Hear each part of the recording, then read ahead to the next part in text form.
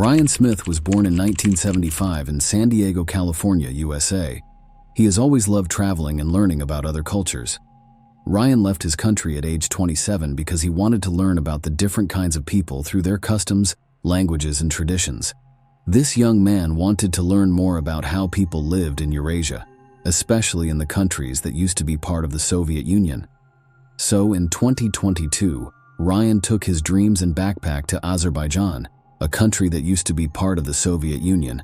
The Caspian Sea and the Caucasus Mountains surround the country, which is in a place that is kind of in the middle of Eastern Europe and Western Asia. Because of this, it was a great place for a young traveler to begin exploring the world. Ryan moved to Baku, which is the capital of Azerbaijan, and studied the language and culture there. He wrote on his website that he worked at a carpet market in a city with walls around it at that time. In this way, he learned about one of the oldest and most valuable crafts in the area. The skills needed to make carpets are passed down from one generation to the next. This is a tradition that has almost died out over the years. The young designer was amazed by how beautiful the items were and thought about how making handmade carpets could be a business. Ryan thought about his idea and came back to the United States in December 2005 to start building the project. He met Laura Joy, a young and beautiful teacher, while he was in the United States. They got engaged and then married. Laura encouraged her husband's interests in traveling and learning about other cultures. In 2011, the couple went to Georgia, which used to be part of the Soviet Union and borders Azerbaijan. In Georgia, in the city of Marnoli, two young people got married with plans to start making traditional carpets there. They were very young when they had a son in 2014 and named him Kleb. At the same time, Ryan and Laura were advertising their long-awaited project to weave their own carpets by hand. The American who worked on the project used traditional Azerbaijani techniques to make it possible for everything made with this technology to sell on the international market for more than $1,000. While Laura taught English at a nearby public school, her husband went to different villages in the area to find weavers who would be willing to work with them. Ryan was surprised to find that not many masters were still using the old ways. Some of the people who joined the plan at first refused to work with it for different reasons. Ryan's prices were not acceptable to all, and some people didn't know the original designer and weren't sure if they could meet the brand's needs. Ryan wrote on his blog that he spent 4 days in Kosalari, which is where he met artists who were interested in his project. Ryan didn't just want to make money or keep an ancient culture alive. He also wanted to become a public figure of goodwill by getting women from rural areas who know how to weave in old ways to join his project. This would give them the chance to bring back an old craft that would help them support their families. Quickly, Ryan and Laura Smith became one of the most admired couples, and the American visitor thought that a city with only 20,000 people living in it was the most expensive place to live. His wife, Laura, became friendly with the people in the city, taught and made a lot of friends. Ryan, on the other hand, earned respect by promoting the value of the ancient carpet weaving culture. Most people in the area thought the Smith couple were good people they could ask for help. A couple of Americans who came to visit got so used to the people, traditions, and culture that they applied for citizenship in 2012 and were soon citizens of both the US and Georgia. Word on the street was that the couple was going to use their own money to build a kindergarten with a playground.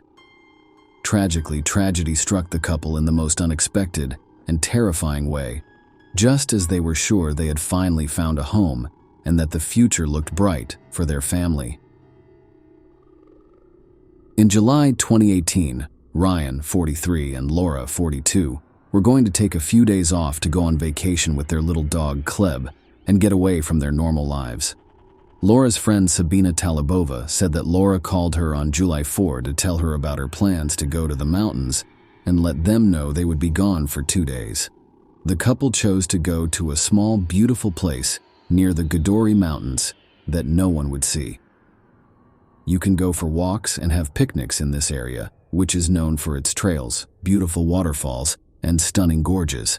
Instead of getting away from things and finding peace of mind in this quiet corner, the Smith family had their worst nightmare come true. They wanted to find a local person to act as their guide so they wouldn't get lost and could travel through the mountains without being scared. The parents also wanted to make sure that little Kleb was safe and that the trip would not be too long or hard for the baby. Finally, they met Malkaz Kober, a shepherd from the area. He didn't live here, but he knew the area well because he took his sheep and goats to graze there every day. People in Malkaz's area thought he was a good guy because he was always calm. The Smith family hired Malkaz as a guide because they had heard good things about him and knew the area. It wasn't long after they left for the mountains that the couple learned about Malkaz's terrible plans and claims. It turned out that the group went out on the mountain and, when they got to the clearing, set up camp for dinner. In order to get fresh water in the middle of the summer, they chose a spot near one of the many springs in the area. There was a time when Ryan must have paid attention to his guide because he thought he wasn't being careful enough with the gun he always carried. There was a heated argument between the two men, and no one thought Malkaz would shoot Ryan in the head with a gun. After that, he shot the man in the back again. The baby's crying and Laura's screams of fear drowned out the sounds of gunfire in the mountains, but the worst was yet to come. Even though the woman begged him not to, Malkaz put the gun to Kleb's head and fired straight at him. Laura turned into stone because she was scared and didn't know what was going on. But when she saw Malkaz's cold eyes, she knew what he really wanted. Her instinct to protect herself worked. Sarah ran as fast as she could to stay safe and keep her husband and son from getting hurt. But when she got to the edge of the waterfall cliff, she saw that she couldn't get away. The shepherd is said to have pushed the woman off a cliff and then hit her with a weapon. It is where Laura's body fell into the water. The investigation that followed said that Malkaz buried Kleb's body in a remote area and also sent the murder weapon there. The shepherd then went back to the village like nothing had happened. Sabina, Laura's friend, started to worry when she hadn't heard from her for 3 days after a family trip. Shiana tried calling Ryan and Laura, but never heard back. Another group of people who were with Ryan were also confused because he hadn't called anyone in a long time. On July 6th, someone called the Center for Rapid Response and Emergency Situations to say that a Georgian family with American roots might have gone missing in the mountains. The caller was Sabina, and she said that the Smith family and their 4-year-old son had been in the mountains for more than 2 days and could not be reached by phone. 15 rescuers were sent to the gorge to look for a family that was thought to be missing. When rescuers got to the designated area, they found Laura's things and car. But as the searchers went further along the small group's path, they came across something terrible. At the base of the waterfall, there was a dead body. Rescuers who were lost stepped up their efforts and expanded their search area. About 800 meters from the waterfall, the body of a person was found. Because of the season's high humidity and heat, the body broke down faster, so at first, the police said the victims didn't show any signs of violence. An investigation was started because that's what the Georgian criminal code says should happen. But no one knew anything about the little girl. It was clear what would happen to the helpless baby after 3 more days. Investigators were able to figure out that Malkaz was the last person the family talked to. It was said that the 19-year-old shepherd knew where Kleb was while he was being questioned. On the 4th day, after the Smith family went to the mountains, Malkaz showed police where he buried Kleb and the gun. The next day, Georgian police said in a statement that Malkaz Kabari, a young shepherd, had been arrested and was being held on suspicion of killing the Smith family. The news that a married couple and their son had been killed shocked everyone in Georgia, especially the Weavers in Marneuli. It was also said by the American consulate that this crime was very scary. Together with the Georgian police, an FBI team actually took part in the investigation and helped look for and process evidence. The charges against Malkaz were dropped by the Tbilisi Municipal Court on July 11th, but he was still arrested. The conductor said that 2 foreigners who came in a black car were the real killers of the family. It is said that these people killed the Smith family and threatened to kill him and his family if he called the police. They then left Malkaz alive so that the shepherd would be blamed for killing 3 people. Malkaz's lawyer said that he couldn't do anything violent to Laura because the man said he wasn't ready for that since he was still a virgin. People from Ryan's family, friends, and public advocacy groups gathered in front of his Marnouli home on July 12th with toys, flowers, and lit candles to show their support and remember the victims. The next day, Malkaz's lawyer confirmed that the accused person was not guilty. He went on to say that the crime was done by two foreigners and that his client Malkaz initially pleaded guilty because of psychological pressure. However, proof against Malkaz started to show up one piece at a time. The autopsy report of the victims was the strongest proof that Malkaz was guilty. 2 bullet holes were found in Ryan's body, one in the head and one in the back. Kleb was shot in the head from right in front of him. DNA tests proved that the biological material found in Laura's body and on her underwear belonged to Malkaz, and it was proven that she had been abused. The killer's and Ryan's DNA were both found on the murder weapon. A technical check of the phones of the victims and the person they say killed them by the FBI also revealed that Malkaz's phone had pictures of Laura's dead body at the waterfall. The shepherd even showed them to some people he knew in the area and told them that he had found a dead body while walking through these areas by accident. The phone's search history showed that Malkaz had been to a number of sexually explicit sites a few days before the incident.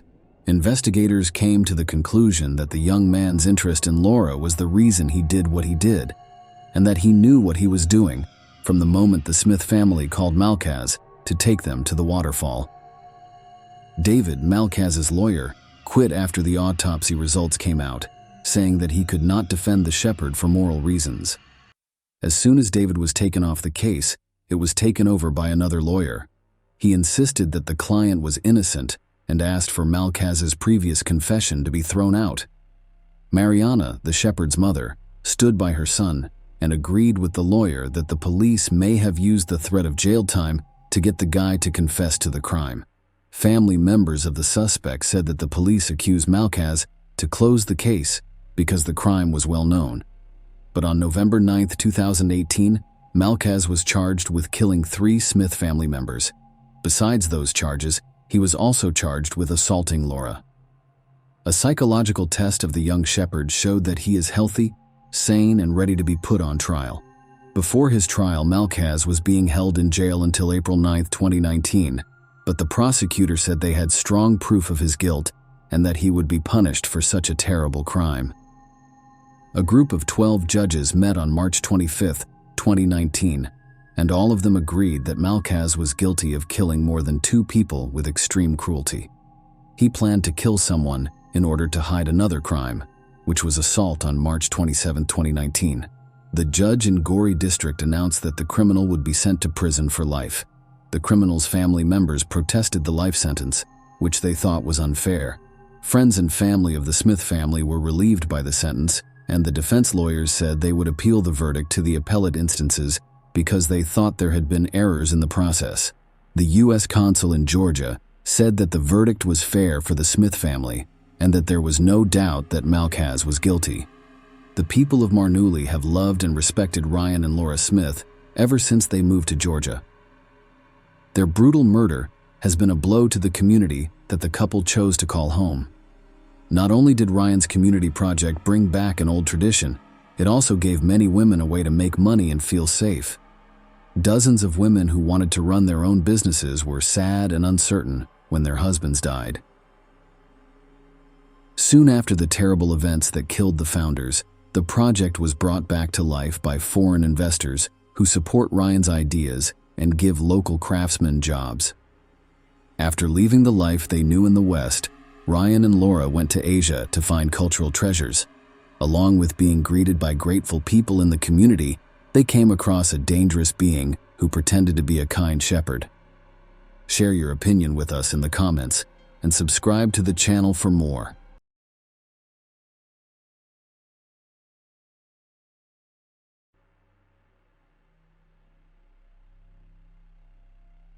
On December 20, 2017, a press conference was held during which Mark Perez, special agent in charge of the Florida Department of Law Enforcement, announced a breakthrough in the disappearance of Mike Williams, a Tallahassee real estate appraiser who was originally presumed to have drowned while duck hunting on Lake Seminole. An alligator ate him on December 16, 2000. The truth is that Mike Williams did not drown in the lake. I can tell you that, because I am here now, Perez said. Animals that eat people did not eat him. He didn't leave his wife and 18-month-old daughter behind when he left town. He was killed. We can't say more about it yet because the investigation is still going on, but I'm happy to say that. This morning, investigators told the Williams family about new information they had found in the case. Today's story is about love, betrayal, cheating, and greed, but it's also about a mother who has been strong for 17 years and 4 days. Mike's mom, Cheryl Williams, didn't believe that her son had drowned in Lake Seminole. She pushed hard for police to look into her son's disappearance, and she really thought that the people who did it would be punished, even when no one else did. Either he was alive or he was dead. I chose to believe he was alive, and I think that's what helped me, Cheryl said on December 20th, 2017. A lot of people told me I was crazy, but we would never have found him if I gave up. Brian Winchester was given a 20-year prison sentence the day before the press conference. He was a close friend of Mike and his wife Denise, and later married Brian. In a strange way, those who did what happened got what they deserved when the truth came out in 2000. Mike's mother was right. In 1997, Brian and Denise started having an affair, which turned into a murder. After a few years, they went from being lovers to strangers who didn't trust each other. Brian was afraid that Denise would tell the police about what happened to Mike after the divorce, so he beat her up. On the other hand, Denise did everything she could to get him a life sentence. When she asked the jury for the harshest sentence, she was very convincing. Because of this, Brian felt he had nothing to lose, so he made a deal with the prosecutor. In 2017, Brian got 20 years in prison for kidnapping Denise Williams. He avoided getting a life sentence, though. Denise was happy about the win and didn't know that Brian Winchester, 49, actually agreed to plan the murder and a 17-year cover-up of it in exchange for not being charged with any crimes related to his part in the case. In exchange, he showed police where Mike's body was and told them the whole truth. In just a few months, on May 8, 2018, Denise Williams would be caught and charged. Things look a little fuzzy at first glance, don't they? Let's look at this case in more depth. She was born on October 16, 1969, in Bradfordville, which is north of Tallahassee. His father drove a bus, and his mother taught kindergarten. He was known as Mike by family and friends. His family didn't have much money, and he and his older brother lived in a trailer as kids. Those were good times. Because the parents cared about their son's future, they didn't build a house. Instead, they saved money for both boys' college education and worked part-time in supermarkets at night. The sons signed up to go to North Florida Christian High School. Mike did great. He played soccer, led the student council, and was active in the Key Club. Mike began duck hunting as a hobby when he was 15 years old, and that's how he met Denise Merrill. It was a girl who played soccer and was president of the student council. As a cheerleader and council secretary, Denise met him and started dating. Their friends thought they were a great match while they were still in high school. Denise put Mike in touch with Brian Winchester, who became his best friend. Katie Thomas became Brian's friend after a while, and the two couples stayed friends for the rest of Mike's life. Following high school, Mike went to Florida State University and majored in both political science and urban planning. The lovers graduated at the same time. Denise went to school to become a public accountant, and Mike learned how to value real estate. Mike did a good job at work. His job went well, even though he worked 15 hours a day most of the time. The young well-off man married Denise in 1994. Around this time, Brian also got married to Kathy. They all stayed in close contact with each other. Mike was very energetic and loved his wife very much. He worked hard to provide for their family as best he could. Mike Williams had a lot of success as a real estate appraiser when he was 31 years old. He was making almost $200,000 a year. In 1999, they had a happy child and were able to afford a house in a small, nice neighborhood on the east side of town. The name they gave their daughter was Ansley. His friends told me that he was always smart. The young man was doing some pretty dangerous things, so he wanted to make sure that his family would be taken care of if something went wrong. It was no surprise that Mike went to his best friend, who worked as an insurance agent at the time. Brian sold him 2 insurance policies, the first for $250,000 and the second for $500,000. Mike's dad died in the year 2000. Williams was shocked by how quickly this happened, that he turned to a friend again to get money for his family. For $1 million, Brian helped Mike make sure he would live. Denise says that the loving father of the family had almost $2 million in life insurance about 6 months before he went missing. They were married on December 16, 2000. Her husband got up early to go duck hunting on Lake Seminole, a big lake that is connected to the Apalachicola River. Today was their 6th wedding anniversary, and they had planned to spend the night in Apalachicola, a small town on the bayou. Mike's wife and daughter were waiting for him at home at noon, but he never came back. Of course, Denise was worried, so she called her dad, who then called Brian Winchester, Mike's best friend. Brian drove to Lake Seminole with his dad. They found Mike's Ford Bronco car near the boat dock, but Mike wasn't there. There was no boat to be found, so the men called the police. They looked in all the places Mike liked to hunt. Police from the Florida Fish and Wildlife Conservation Commission were called to help look for Mike. After a few hours, a helicopter pilot saw the boat drifting away from the boat ramp about 225 feet. The boat was searched, and Mike's shotgun was found still in its case. It looks like he never got to use it. The search turned into a mission to save lives. People in the area thought that the reservoir used to be an orchard before the 3 rivers were dammed up to make the lake. The lake was named Stumpfield because there were so many stumps left. The water level had stumps that stuck out above and below it. Because of this, any motorized boat in the area had to be handled carefully. People looking for Williams thought he hit a stump on his boat, fell out, and went under the water. His wading boots filled with water, and he probably drowned when he couldn't get out.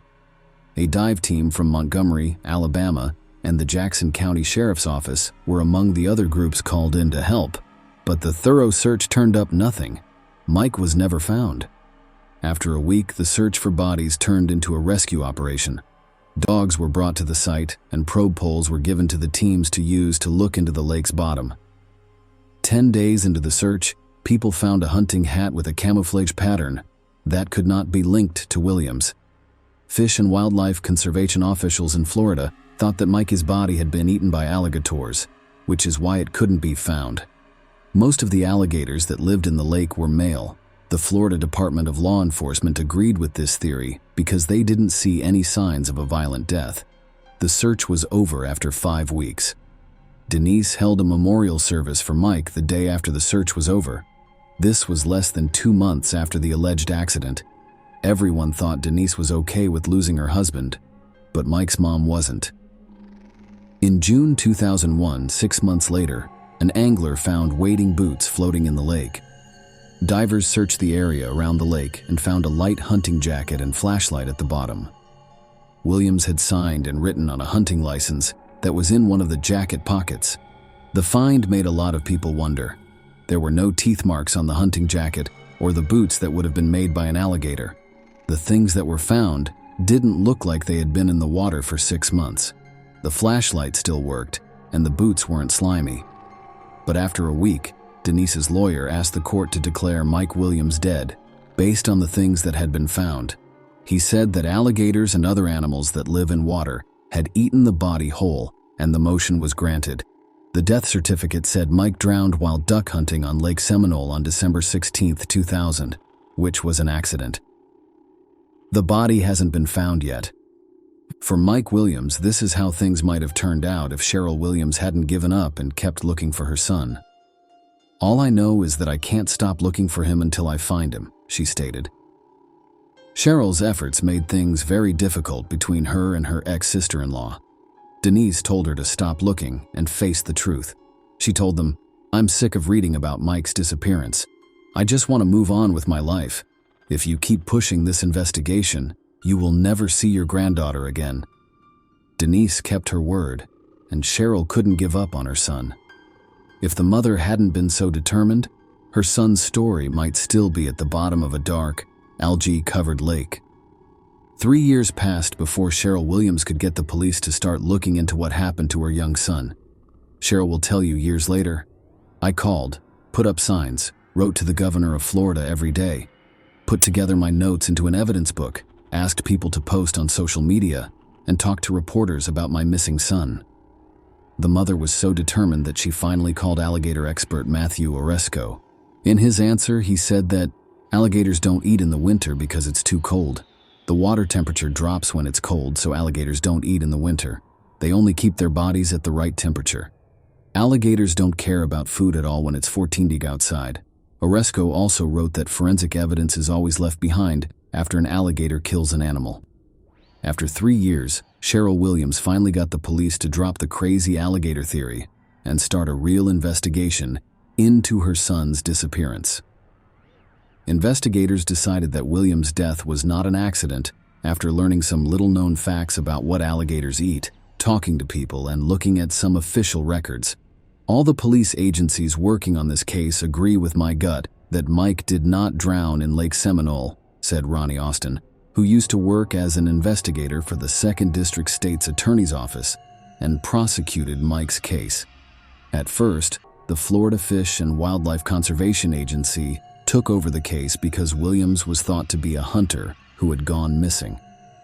Police spent 735 hours looking for the body in a 10-acre area of the lake, but they didn't look for any signs of wrongdoing.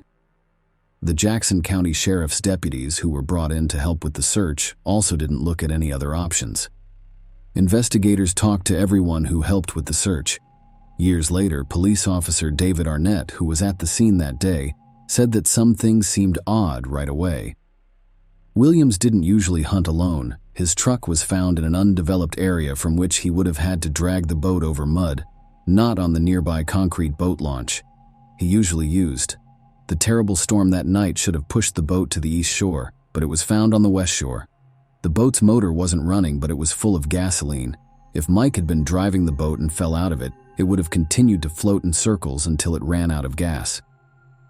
Sadly, law enforcement started to doubt too late that they were dealing with a straightforward drowning.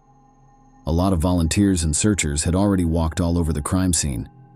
A car that could have been a clue was taken by the family without any checks being made. Possible witnesses were not found. When police learned that Winchester had divorced his wife Kathy and married Denise, they became suspicious of both Denise Williams and Brian Winchester. They also found out that Denise got an unexpected windfall of almost $2 million from the life insurance policy of her late husband. Investigators found that Winchester was the one who sold Mike the policy. They also thought it was odd that Denise, Mike's wife, didn't want to be involved in the investigation and tried to stop Cheryl from doing anything, even telling the grandmother she couldn't talk to her granddaughter. They were called in for questioning in 2005, but it didn't add anything new to the investigation. Brian made up an excuse for what happened the morning of the disappearance of Mike Williams. Based on what his ex-wife Kathy said, he was 60 miles from the lake and in bed at home. He told her that he had planned to go hunting with his dad in the morning, but had slept in instead. Even questioning Denise didn't turn up any new clues. In 2008, the Florida Department of Law Enforcement said they didn't think Mike's disappearance was an accident and that they thought he had been robbed. Unfortunately, they can't bring charges because there isn't enough evidence. "We have suspicions, but we need proof," Cheryl Williams said, after another investigation failed to find out what happened to her son. She did not give up, though. Because of her work, the Discovery Cable Channel did a story on Mike's disappearance and the investigations that followed.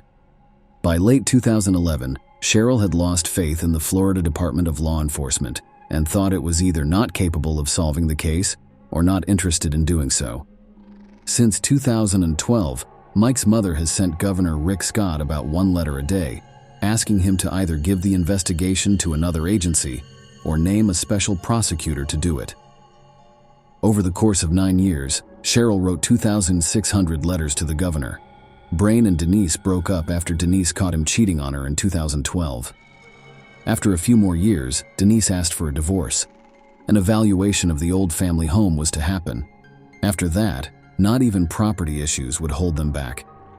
This event changed the course of Mike's case. Brian and Denise didn't want to get a divorce, but they also didn't want to stay together. They fought all the time, and the Williams investigation made fun of them. Brian called Denise, but she stopped calling him back. He was too stressed to handle it. Denise left her house on August 5, 2016, to drive to work at Florida State University. That day, a real estate appraisal was due because of a court order. She saw someone get into the back seat of her car while she was on the phone with her sister. Winchester was the one it was. Denise was told to keep going straight ahead by Brian, who put a loaded gun to her ribs. He said he had to do it because she wasn't home when he called. Denise tried to make Brian feel better, agreed with everything he said, and said she would give him a chance to save their marriage. Brian thought so. He got out of the car after Denise told him she wouldn't call the police to report what he had done. The brown sheet of plastic, the bleach sprayer, and the tools were with him when he left. As time went on, it became clear that Denise had miraculously lived. Denise called the fire department. Brian was quickly arrested and charged with kidnapping, which in Florida is a first-degree felony with a maximum sentence of life in prison. Besides that, he was charged with assault and armed burglary. The judge decided that Brian should stay in jail without bail. Cheryl Williams said she was hopeful that this new information would help solve the mystery of where her son went. Brian will not leave Denise with all the cash by herself. "I pray that he will tell us what really happened," she told the New York Daily News. Brian did tell, and he was able to get a very good deal from the prosecutor that kept him from getting a life sentence at first. Brian started his story by saying, "I think we were all doing really well, but I wasn't a good husband. I found a note in my first wife Kathy's purse one day and knew she was cheating on me. I was after revenge. Denise and Mike and I often went to bars and concerts together. Denise and I had been friends since high school. I've never really liked her, but after Kathy cheated on me, I changed how I felt about other women." Brian and Denise started seeing each other in October 1997. What started as drunk sex at a rock concert quickly turned into regular secret meetings. We started getting together at hotels during the workday, and did so whenever we could. Brian said he didn't want to get a divorce. Denise made it loud and clear that she would never leave her husband. She cared about what other people thought, and she didn't want to share custody of her daughter. Over time, the relationship grew into more than just meeting up for sex. Denise and Brian sent each other gifts and love letters because they saw themselves as a couple. It was clear that things could not keep going this way. They couldn't live without each other, and Denise didn't want them to get a divorce. It wasn't okay to hurt her image of a religious woman. Around this time, Mike almost died in a hunting accident, but Brian saved him. Denise saw an escape route all of a sudden. After the deal with the prosecutor is over, Brian will tell us the year 2000, which will lead us to talk about how Mike and Kathy died. For Denise, she wanted everything to be blamed on me and not on her. She also wanted it to be an accident instead of a murder, so she could deal with it. Brian and Denise chose a boating accident after thinking about other options. By doing this, they planned the murder to get the most money from Mike's life insurance policy. They both knew that Mike had to be killed before the end of December 2000, when one of the 3 policies ran out. The plan was set. Brian told his friend that he had found a great place to hunt on the shores of Lake Seminole. Mike planned to go with Brian and get back home by noon so he could spend his anniversary with his wife. I told him that we were going to go to a special place and that he absolutely had to bring his wading boots with him. I had to make sure he took them with him because it was believed that if you fell overboard in wading boots, you would drown very quickly. The plan was to make death look like unplanned drowning. Brain pushed Mike out of the boat once they were in the water. He almost drowned, but he climbed up on the stumps and started wading through them to get to the shore. Brian became scared. I didn't know what to do. Mike started calling loudly for help. I didn't know how to get out of this situation. I had a shotgun. I was panicking, and I shot him in the head. I didn't think about what I was doing. Things didn't go according to plan, and I needed to cover up what happened. There was hardly any time left. I should have been back home by now and getting ready to go hunting with my father-in-law. No one knew I was at the lake with Mike, so I decided it would be best for me to drive home and pretend like I had overslept. I drove home and hoped that Kathy was still asleep. Katie was asleep. My phone was on the floor. I went to bed, called my father-in-law and apologized. Brian did all he could to make an excuse for himself. Then he concealed the corpse. Denise didn't know that Brian had killed Mike with a gun and buried him. He tried to tell her, but she didn't want to hear him. She was happy that her husband was dead. For as long as Denise lived, she thought that God had kept him from swimming out and let him drown. Brian says that they promised each other that they would never talk to each other again. It was okay for Denise and Brian to do what they did because they said Mike was killed because they couldn't live together. Brian would say in court, "We said the money was just the cherry on top." It turned out that Brian was the one who put down the hat, boots, flashlight, and license. First, he had to keep the searchers from leaving a lake. Then, he had to find a reason to declare Mike dead so Denise could get insurance. Usually this takes 5 years, but the lovers got it done in 7 months, with Social Security and other benefits added in. Denise got around $2 million. Denise Williams was charged with first-degree murder, conspiracy to commit murder, and accessory to a felony on May 8, 2018. She could get life in prison if found guilty. Denise said she wasn't guilty of all 3 charges. She was given a life sentence in prison in February 2019. 5 months later, Ansley, Mike, and Denise's daughter got all of her late father's property and the insurance money that Denise was owed. Denise Williams appealed her conviction and life sentence in January 2020. Her lawyer told Florida's First District Court of Appeal that there was no proof that she had anything to do with the murder. In November 2020, the murder conviction was thrown out, but the 30-year sentence for planning to kill someone was kept. Denise is being held at the Florida Women's Reception Center right now. When she gets out, she will be 78 years old. To serve the rest of his sentence, Brian Winchester was sent to the Madison Correctional Institute in Florida. His current date to be freed is July 30th, 2036. He'll be 67 years old. The daughter of Mike and Denise, Ansley, says her mother is not guilty and blames Brian Winchester. The woman wouldn't talk to any reporters about the case or her personal life. Cheryl and Nick Ansley's uncle says that they haven't been able to get in touch with Ansley. Cheryl is very sorry that she lost both her son and her granddaughter. Share your opinion with us in the comments and subscribe to the channel for more.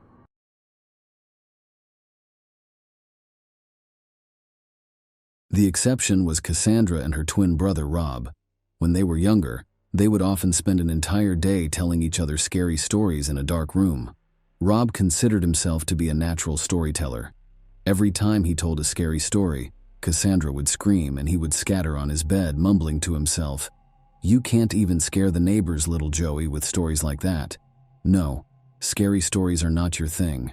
Together, they also watched the animated series Scooby-Doo, and during that time, they argued over which of the characters was really a vampire disguised as a ghost. Her brother was anxious because Cassandra's intuitive guesses were frequently more accurate than his. Even though Mary Smith did not have the twins' enthusiasm for reading, she nevertheless bought her kids books by Robert Wall because she wanted them to grow up to be lifelong readers. The brother and sister's love of scary stories was a lifelong passion that they developed as children. Even as adults, they entertained the idea of launching a horror-themed store and even gathered figurines of villains. Cassandra joined the set in 2004 due to her interest in horror films, and she made a cameo in a scary film that, while not very successful, still caused a lot of jealous looks. "I'm ready to play anyone." "Rob, you must have made some acquaintances there, right?" "Cassandra, maybe we should talk." Rob's sister responded, "I'm pretty close with the head of the cast. Maybe something will come out of it, but no promises. I got the part by accident myself." Rob continued to beg his sister to broker a deal on his behalf. Rob was overjoyed, but even in an episodic role, he was unable to land a role. Colin Dudley was the leading man in that film, and chemistry blossomed between him and the newcomer on the set. None of them dared to take the first step, but that all changed at a Halloween party at the office. Colin dressed as Alex from A Clockwork Orange, and Cassandra dressed like Velma from Scooby-Doo. Colin perceived the cartoon character as more than just a costume, while Cassandra saw it as just that, a costume. Like his character in the movie, he strolled around with a glass of milk and gave everyone a glare. He read passages from the book as well. He would look at Cassandra and say, "Beauty invariably caused my only desire to destroy it, for it did not fit at all into our ugly world." Cassandra took this as a compliment, and they soon started dating. But their brief relationship lasted only a few months. Colin began dating Rebecca, another actress, after finding her. The pair eventually moved in together. 2020, August 25th, Cassandra Cannell vanished. Without giving anyone any notice, she took off from home in her car in an unknown direction and didn't pick up the phone. For a very long time, the police refused to accept her mother's report, attempting to console the distraught mother by explaining that kids grow up and don't always tell their parents when they go out with friends. But Mary Smith was certain that something horrible had occurred, and perhaps she could still see her daughter alive if the indolent police would finally get to work. It took 2 days for the police to start looking for Cassandra, and on the third day, they discovered her car in an undesirable location beneath a bridge. The bad news gets even worse. The keys were inside the unlocked car. It was hard to know what Cassandra was up to there. This area was thought to be a homeless community, and the police regularly discovered bodies there that had either overdosed on illegal drugs or been killed in domestic violence. The police had to patrol the neighborhood, questioning a large number of homeless people who attempted to flee when they saw them. All of them were unaware of the time the car appeared there, though, and none of them had seen Cassandra. It was difficult to have any higher expectations of the people who lived beneath the bridge and consumed alcohol all day. As directed, the detective working on Cassandra's case asked to see her cell phone bill, but he knew from past experience that this would not help him in any way, and so it did. The signal indicated that the phone was in the body of water closest to the bridge, making it impossible for the investigators to retrieve it and obtain the information they required. Still, a group of divers started combing the shoreline. To see how far they could throw the phone, they picked up rocks from the shore and tossed them into the water before doing so. Cassandra's mother claimed that since her daughter's phone case was adorned with rhinestones, it would be easy to locate. While it is true that the phone was located quickly, Cassandra's body was not in the water. Although her mother was told this was good news, she did not feel any better. Her daughter's death appeared to have become second nature to her, and all she wanted was for her body to be discovered and for this terrifying period of uncertainty to end. She replied, "I was looking forward to my granddaughter. I wanted to be a grandmother sooner, and I didn't even have time to give her a crib. It's just sitting in the garage in a box. What should I do with it now?" The mother was saddened to learn that this became crucial information for the inquiry. Pregnant women are frequently the victims of crimes committed by their partners, the expectant fathers, according to statistics. However, Mary Smith was unaware of the identity of her future granddaughter's father. Cassandra had not even met anyone and was single, even though her age was already apparent. It made sense that she had become pregnant through a male partner, but Mary was unaware of the child's possible father. Even so, according to her mother, her daughter frequently called and corresponded with someone. However, for some reason, her interlocutor's phone number was not entered in her daughter's book, and the mother, understandably, could not recall the numbers. She had just realized that it was kind of weird to talk to someone so frequently and not get his phone number down.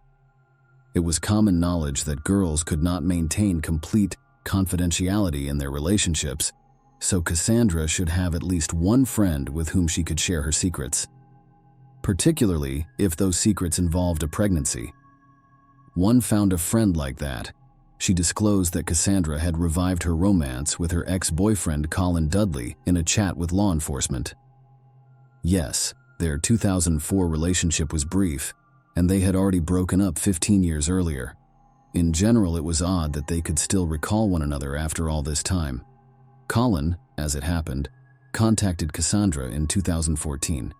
He discovered Cassandra on Facebook, wrote her some kind words, and revealed that he and his wife Rebecca had a tense relationship before his father's recent death. Thus, he had no one with whom to commiserate. Cassandra made the decision to get together purely out of friendship, and, speak with her ex-boyfriend to help him feel better. However, the cordial get-together evolved into something more. Colin started leading a double life in 2014, with Cassandra acting as his mistress. The young woman did not want to tell Colin Dudley that she was pregnant when she found out. She remembered their conversation, in which Colin declared emphatically that he wanted no children at all, and that he was delighted Rebecca was infertile, every time she felt the need to tell him so. Cassandra didn't want to hurt her lover, so she kept the possibility of his having a daughter or son a secret, because she knew it could destroy a real family. In the meantime, her tummy continued to swell and protrude beyond the baggy sweaters. Cassandra stopped seeing him so that Colin couldn't figure out anything. But how can one go on? She knew that hiding it would not last long, and that lying to Colin about having another boyfriend would be hurtful and lead to their breakup. Cassandra told Colin over the phone that she was expecting a child with him after deciding that the bitter truth was preferable to a charming lie. After a long period of silence, Colin finally expressed his happiness at the news. Though it sounded very strange, Cassandra deduced that Colin was actually happy. When the detective knocked on Colin's door upon arriving at his residence, his wife answered. Resolving that discussing a missing mistress with Colin's legal wife wasn't entirely moral, the detective presented himself as a longtime friend of Dudley's. Colin emerged at once, closed the door behind him, and left the house accompanied by the detective, who had not even made an introduction. He appeared to have been anticipating this encounter. "Thank you for not making your credentials public in front of Rebecca. You're a man of honor, a true officer. My compliments to you," Colin said in brief phrases. "I heard Cassandra is missing. It's weird, bloody weird. I can't even guess where she might have gone. She told me she'd had a big fight with her brother and was really worried about it. I advised her to stop by and make up with him. I don't know if she listened to me or not." Rob had told him about the fight. As far as the detective knew, it was just a family dispute, nothing serious. Still, Cassandra's twin brother had been devastated by her disappearance because the day before, Cassandra had called him and asked to come talk to him. But now that his arrogant brother had declined, he held himself responsible. His sister would not have vanished if she had visited him that day. "You know, officer, I'm not the nicest person. I think you realize that, dating my ex-girlfriend in secret from my wife for such a long period of time. I'm sure I'll be punished for it in the next world. But the human heart doesn't decide who you fall in love with. In 2014, my father died. He literally hated Rebecca with all his soul, and the feeling was mutual. But he really liked Cassandra. He often remembered her, reproached me for the fact that we broke up with her almost immediately after Christmas. We often fight with our parents, accusing them of not understanding, and then it turns out that it's us, their children, who don't understand, and it hurts. My father was right, of course. And after he died, I just wanted to fulfill one of his wishes, and so I resumed my relationship with Cassandra. Rebecca needed to be broken up with. It was a conversation I kept putting off, you know. This family stuff sucks you dry, so I kept stalling. I've been living a double life for 5 years. It was hell. I had to make excuses for coming home late all the time, to hide it. I'd tell her about some fictitious business trips, and even bought a fishing rod, even though I hated fishing. A stupid pastime, and I'd tell Rebecca I was going to the lake while I went to Cassandra's. Before coming home, I'd buy fish at the supermarket for extra convincing, and Rebecca would bake it in the oven, and I'd eat it even though the smell of fish makes me sick. Did you know Cassandra was pregnant? What? Pregnant by whom? I don't have that information, but she told a close friend of hers that it was from you. That can't be true. She's been adamantly refusing to see me lately, and I guess I understand her, and can't blame her for that. Naturally, she was tired of being in the background and wanted a family, which unfortunately I couldn't give her. I guess that the reason she refused to see me was because she had found someone else. Detective asked, "When was the last time you saw her?" Honestly, I can't even remember. I think it was about 3 months ago, maybe 4, if you don't count the time we literally ran into her at the mall by chance. But that was fleeting because my wife was in the fitting room, and I just got tired of waiting for her and decided to take a walk to the coffee shop. Tell me, officer, Is there any chance you'll find her alive?" Dudley continued. "We're doing everything we can, believe me." Colin had more interactions with the detective after this one. Despite the fact that Cassandra's phone was recovered from the bottom of the pond, the police still asked for the missing person's call logs. The unsigned number her mother had informed her about actually belonged to Colin Dudley. Cassandra called him most of the time, and they even spoke on the day she vanished. Furthermore, the CCTV footage from the train station near the bridge, where Cassandra's abandoned car had been discovered, was given to the police that day. A strange man who stood out among the other passengers on the platform was observed by them. He had on a long cloak, gloves, a scarf covering his face, and a hat with the sides pulled down over his eyes. The detective claimed that although he couldn't see the man's face, Colin Dudley's gait was strikingly similar to that of the man. Regarding the hat, it bore a striking resemblance to the one donned by Alex in A Clockwork Orange. The investigators noticed that the strange man actually entered the cafe for a short while before exiting and heading toward the parking lot, where he got into his car and drove off. After they kept tracking him down through the CCTV cameras, the stranger never revealed his face to them during this entire time, but they were able to see the car's licensee plate number, which belonged to Colin Dudley, that the stranger got into. A search warrant was used to send a unit to his home. It was the detectives' hope that Cassandra was still alive and in Dudley's home's basement. Initially, there was no proof of a homicide at Colin's residence. However, they discovered the exact hat Colin was attempting to conceal himself in the closet. After that, they descended to the basement, where they found no sign of the crime and no sign of Cassandra. But when the service dog sniffed the couch, it was trained to search for bloodstains. It barked, and that raised red flags right away. Colin affirmed that he hadn't broken any laws. The police were attempting to blame him, an innocent man, for the crime because they had no other leads and no evidence. When the detective spoke with his wife, she was naturally horrified to learn about the activities in their home, the charges against her spousey, and the years-long deception.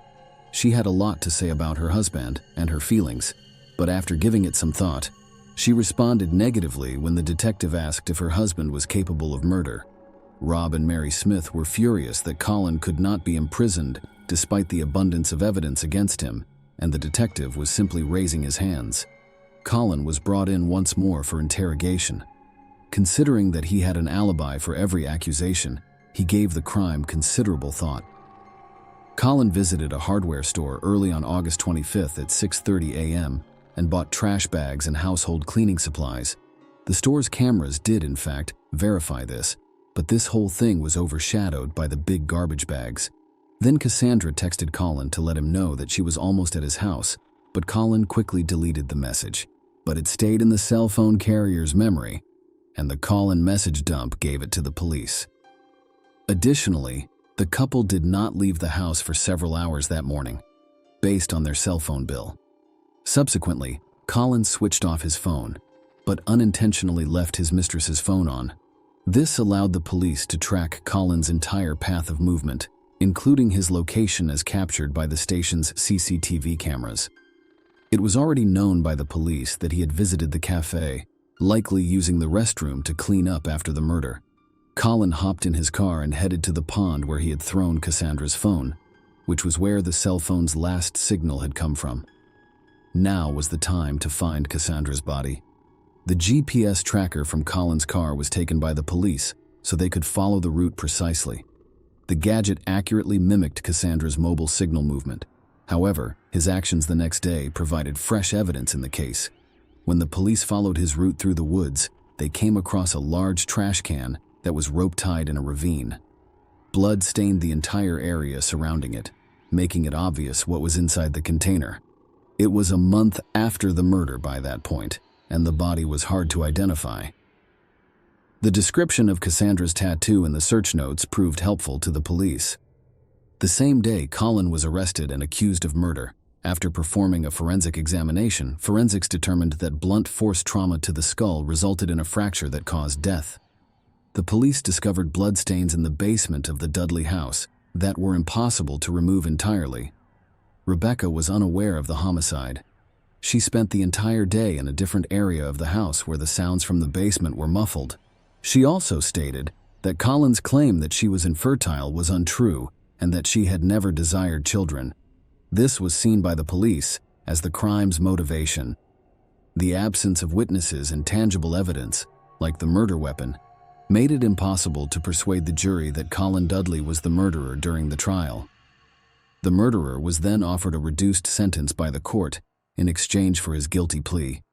Colin received a 26-year prison sentence. The fact that the murderer would probably live to see the day he could be freed caused great distress to Cassandra's mother and brother, who were still upset about his refusal to meet with his sister prior to her death. Share your opinion with us in the comments and subscribe to the channel for more.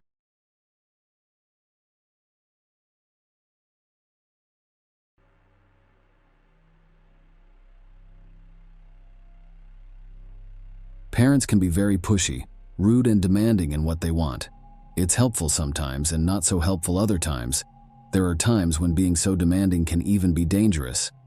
Brett Ryan found himself in a just such case. He grew up in a wealthy and big Canadian family with 4 other sons. His parents were Bill and Susan.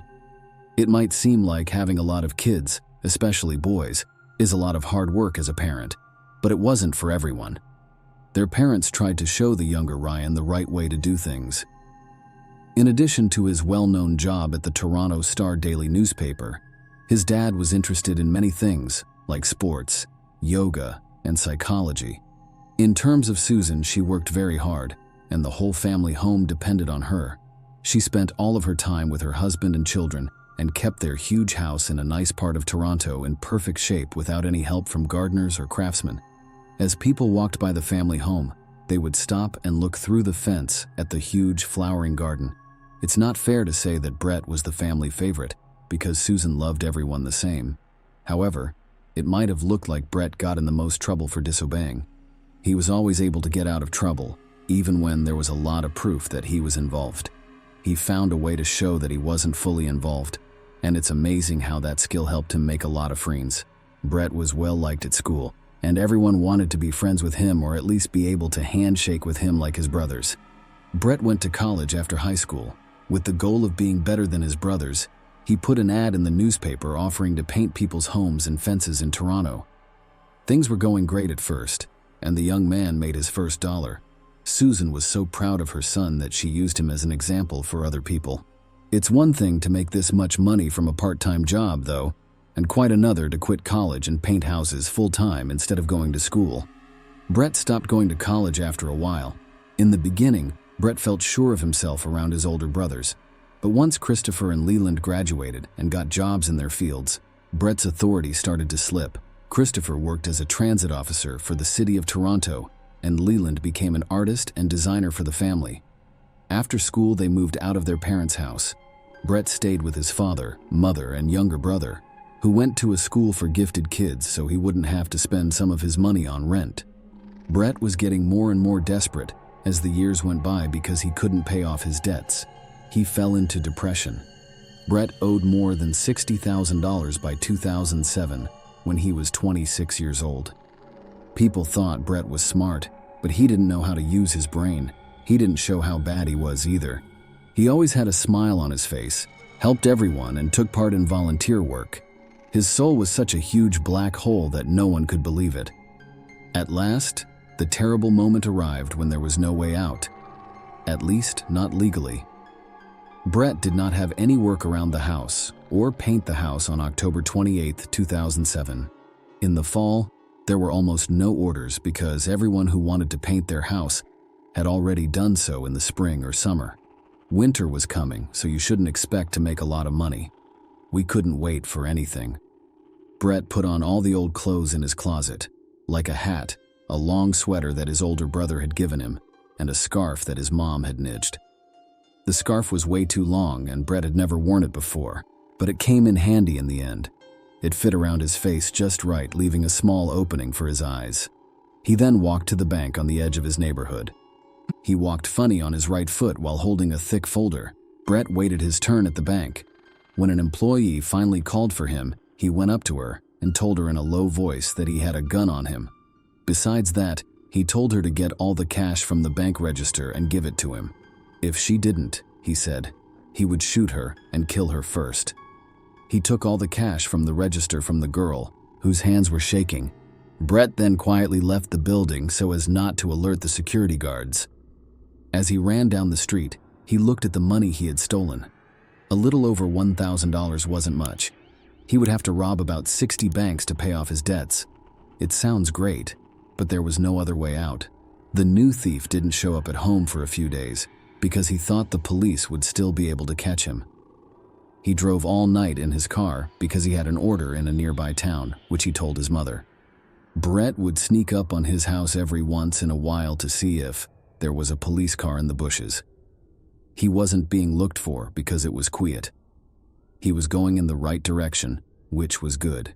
After the first theft, there were 2 more, then 3 more, and finally 4. Every time, Brett changed clothes because he no longer wore his old ones. He either bought them used or found them in the trash. He burned the used clothes after each crime.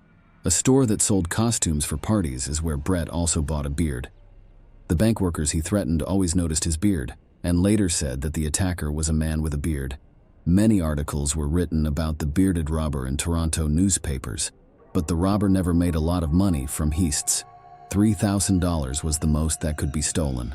Brett finally made a mistake. He was followed all the way home by the police after seeing his car on surveillance footage. At that point, they still didn't have any direct proof that he was guilty. It was chosen to just keep going after the suspect. As if Brett knew he was being watched from outside, he didn't commit any more thefts for 15 days. Before that, he usually went 3 or 4 days without committing a crime. The police felt like they were going in the wrong direction and wasting time by suspecting someone who wasn't guilty. But finally, good luck came their way. After leaving the house, Brett got into a car and drove off. He got out of the car near the bank wearing a new, strange outfit. He went into the branch and stayed there for a while. When he came out, he was met by police who handcuffed him and said that the much-talked-about bearded robber had been caught. Brett was being looked into for 7 months. It was charged against him to rob with a gun. The bearded robber always came to the bank empty-handed, even though he had a gun permit. He didn't even have a knife with him in. He was told he was guilty on 19 counts and sent to prison. After that, Brett and his family filed several appeals. Only 8 of the 19 counts were upheld after this was done. Brett didn't stop there, though. As soon as he had the chance to ask for parole, he did so. Brett asked that the fact that he committed these crimes while he was deeply depressed from 2 failed relationships and having a lot of debt be taken into account in his petition. But he also said again that he didn't bring any weapons to the crimes and wasn't planning to hurt anyone. His comments were taken seriously, but he had to meet with a psychologist in order to get out of jail early. It was good for Brett that the sessions helped him. While he was in jail, he didn't talk to his family. Now that he was out, he had taken a step toward getting closer to them and fixing things with them. The commissioners saw the changes for the better. Brett was finally freed on November 24, 2010. The young man had fought so hard for freedom, but it turned out to be even more bitter and hard than before. Brett. What was his name before? A painter who has a lot on his mind. What was he doing now? Brett, the thief. Brett is the former prisoner with such a bad past. He was never hired by a business, and people who hired him to paint houses turned him down as soon as they saw the suspicious beard. Even Susan's neighbors who used to visit and compliment her garden started to spread some bad rumors about her. The Ryan family sold their house quickly and moved to Scarborough. Susan got back to working in her new garden, and Brett did get a job with a trading company, but the pay wasn't great. His parents also gave him money to help pay for his college education again. Brett kept seeing a psychologist, and every time, the expert told him the same thing: don't cut ties with your family. Brett's advice from the psychologist really helped, but his money situation still needed a lot of work. It was September 2011 when he had his first lucky accident. His name is Kristen Bechter. Kristen was a really great girl. She had her own apartment with windows that looked out over the sea, so the young couple could enjoy the view. And most importantly, she didn't care about Brett's past. She played sports, which kept her body in shape. They also took trips together from time to time and had even been to Australia. While Brett was seeing the girl, his parents were very happy about his relationship with her. For another thing, they were sure that their son would finally grow up and find his place in society. Kristen would push him to do so. Brett thought things were getting better, but something bad happened that he couldn't change, which slowed down the start of a new phase. Brett was shocked when his father died. Brett started going to see a psychologist more often because his depression started to come back. He also had to help his mother with money, which he didn't have much of, and spend a lot of time with her. He had to build a long-term relationship with Kristen. The young people weren't teenagers, for whom it's enough to hang out and have fun. Brett decided to take a big step because he was deeply in love with this beautiful blonde. He had some money saved up and had told his mother that he wanted to start a family with Kristen. To do this, he knew he had to make her an offer she couldn't refuse. She would remember this day for the rest of her life. She understood what her son meant and gave him money to buy a ring. The couple had already talked about their plans for the future. And no, Kristen didn't need an expensive gift or anything like that. She only needed Brett to make a proposal for her to know that he was serious. He spent a lot of money, though, and got his love a gold ring with a big diamond. It was clear that Kristen would say yes. Then, as young people do, they started making plans for their wedding. Brett agreed with all of Kristen's choices and nodded his head. However, he was shocked by how much it cost and how much he had to think about his job. He looked on the internet for an engineering job opening at a big tech company, put together a resume, and sent it in. He did so well in the interview that they accepted him. At that time, Brett was glad. When he told his fiancée and mother about it, they were thrilled. He then asked his mother for money to buy an expensive suit for work. Once more, his mother did not say no to her son.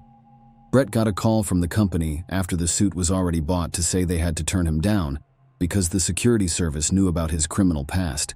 Brett felt like thunder hit him. Right away, his mood started to get worse and he finally gave up. Why go through all of these interviews and wait for answers when no one wants to hire a criminal, even if they have changed? The most important question is, why study? Brett thought that the money his mother and older brothers gave him for college should be used for his wedding to Kristen, so that's what he did. Brett was back in the situation he had just gotten away from. Not only did he not tell his counselor, but he also did not tell his family that he had quit college. He also didn't tell anyone that an engineering job had turned him down. He dressed up with a shirt, tie, and suit and went to paint houses. On the way, he changed his clothes. He told his family that he was at work in an office. Brett also constantly shared different photos from the office or business events on his social networks. Of course, these were downloaded from the web before. When he was with his family, he often pretended that his phone was ringing and that he had to get to work right away. No one would have thought Brett was just a normal painter because he was so good at getting dust in their eyes. Brett was going to get married in September 2016 after being with Kristen for 5 years. Even more, he agreed to rent a fancy restaurant where each guest would have to pay $100. Brett finally took matters into his own hands, got a great job, moved into a nice apartment, and married a beautiful woman. This made the whole Ariane family very happy. But they didn't know that Brett's lies had gone too far and there was no way out without getting hurt. That time the wedding was only a month away and it would cost a lot to put on. It happened over and over again. Our hero borrowed money from his mother. When he realized she could no longer help him, he told her she had to get a better paying job. Another thing he did was plan a bachelor party for August and invite all of his brothers and friends. Brett still chose to tell his counselor everything, even though the bombshell was about to go off. Brett had been telling his family lies for a year about being an engineer at a tech company. The psychologist felt bad that the client he had been working with for a long time had gone off track again. He told Brett that he had to tell his mom the truth. Brett put it off for a long time and thought about it for a long time.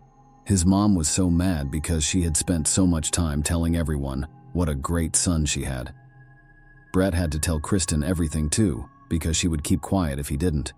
Her son was warned that his brothers already knew what was going on and were on her side. Brett was not able to do that.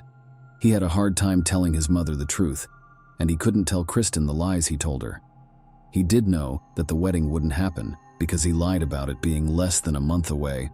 It would have been better for Kristen to know everything ahead of time, but he didn't say anything. Brett's plans weren't clear, and he couldn't help but worry that his mother would really tell his fiancée everything, which would mean that the scandal would have to happen. Brett shook every time Kristen's phone rang. He stopped breathing for a moment when he realized it wasn't his mother calling, but a friend of his future wife, asking about her wedding plans and giving her advice. He finally found a way to permanently shut up his mother. Brett was not allowed to have guns after being found guilty of robbery. That's why the boy chose to use a crossbow as the best way to carry out his plan. Also, it's a pretty quiet way to kill someone. Brett's late father liked to shoot crossbows at targets in the garden, and he taught Brett how to do it. He did hit the targets well, but his late father probably didn't think he would use that skill in that way. Brett got the crossbow and arrows at a sporting goods store. He then hid them in Susan's garage behind some construction waste. He planned what he thought was a clever way to make up an alibi. He put a timer on the fan and tied a spoon to it. The fan turned on when the timer went off, and the spoon moved across the keyboard, sending comments that had already been written to YouTube. It must have looked like Brett had been at home all day, watching videos and leaving comments on them. Early on August 25th, Brett put on some strange clothes that covered his face.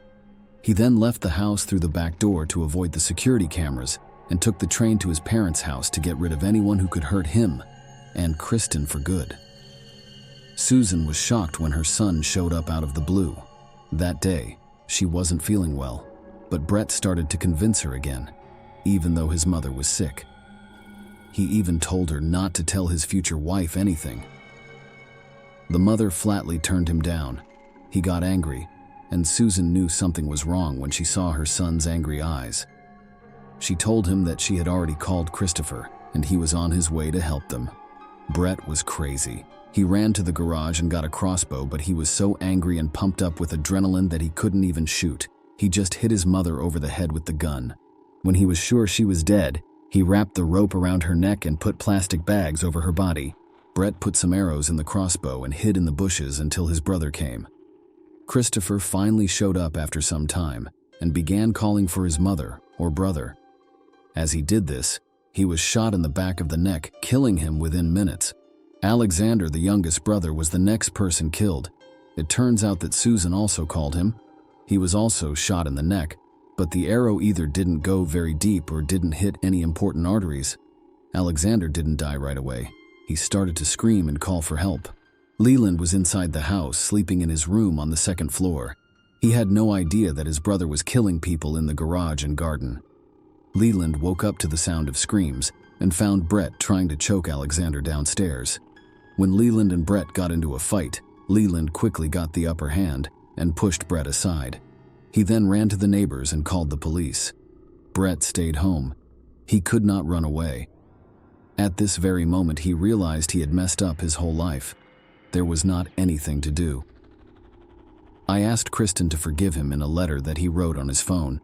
When the police got to the scene of the crime, they saw Brett, who was badly hurt, sitting next to his brother Alexander, who was also badly hurt but still alive.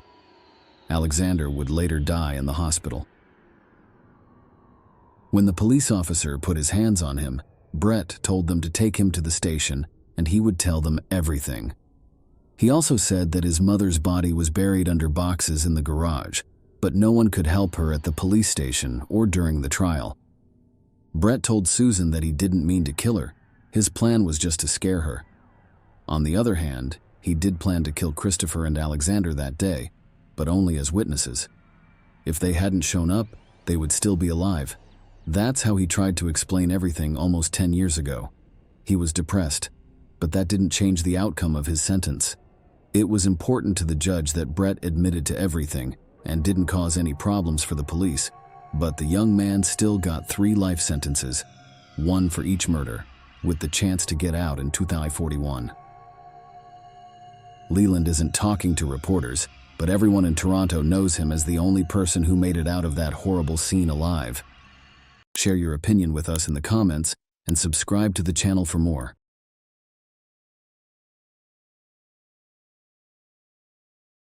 Limer Township, named after the first settler William Evans, is one of thousands of small and cozy towns scattered across the country in January 2023, in the state of Pennsylvania. A measured and quiet life flows here, and nothing appears to disturb this harmony. The inhabitants of such places know each other by sight, and their friendships unite many of them into one family. Jennifer and Blair's friendship began while they were working as business partners on joint projects. Even after Blair decided to become a simple chef, their bond remained strong. Their friendship developed beyond the confines of business and became more than just a working relationship. Jennifer's friendship with Noah, her autistic 8-year-old son, took on added significance. Blair had always shown his friend genuine concern and assistance in caring for Noah.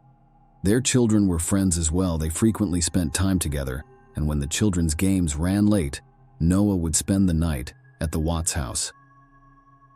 Jennifer Brown, born in 1979, was a vibrant and active woman. She was always smiling and exuded a positive energy that spread to everyone around her. Friends and family often wondered how she managed to do so much and be so active. Her true calling, however, was motherhood.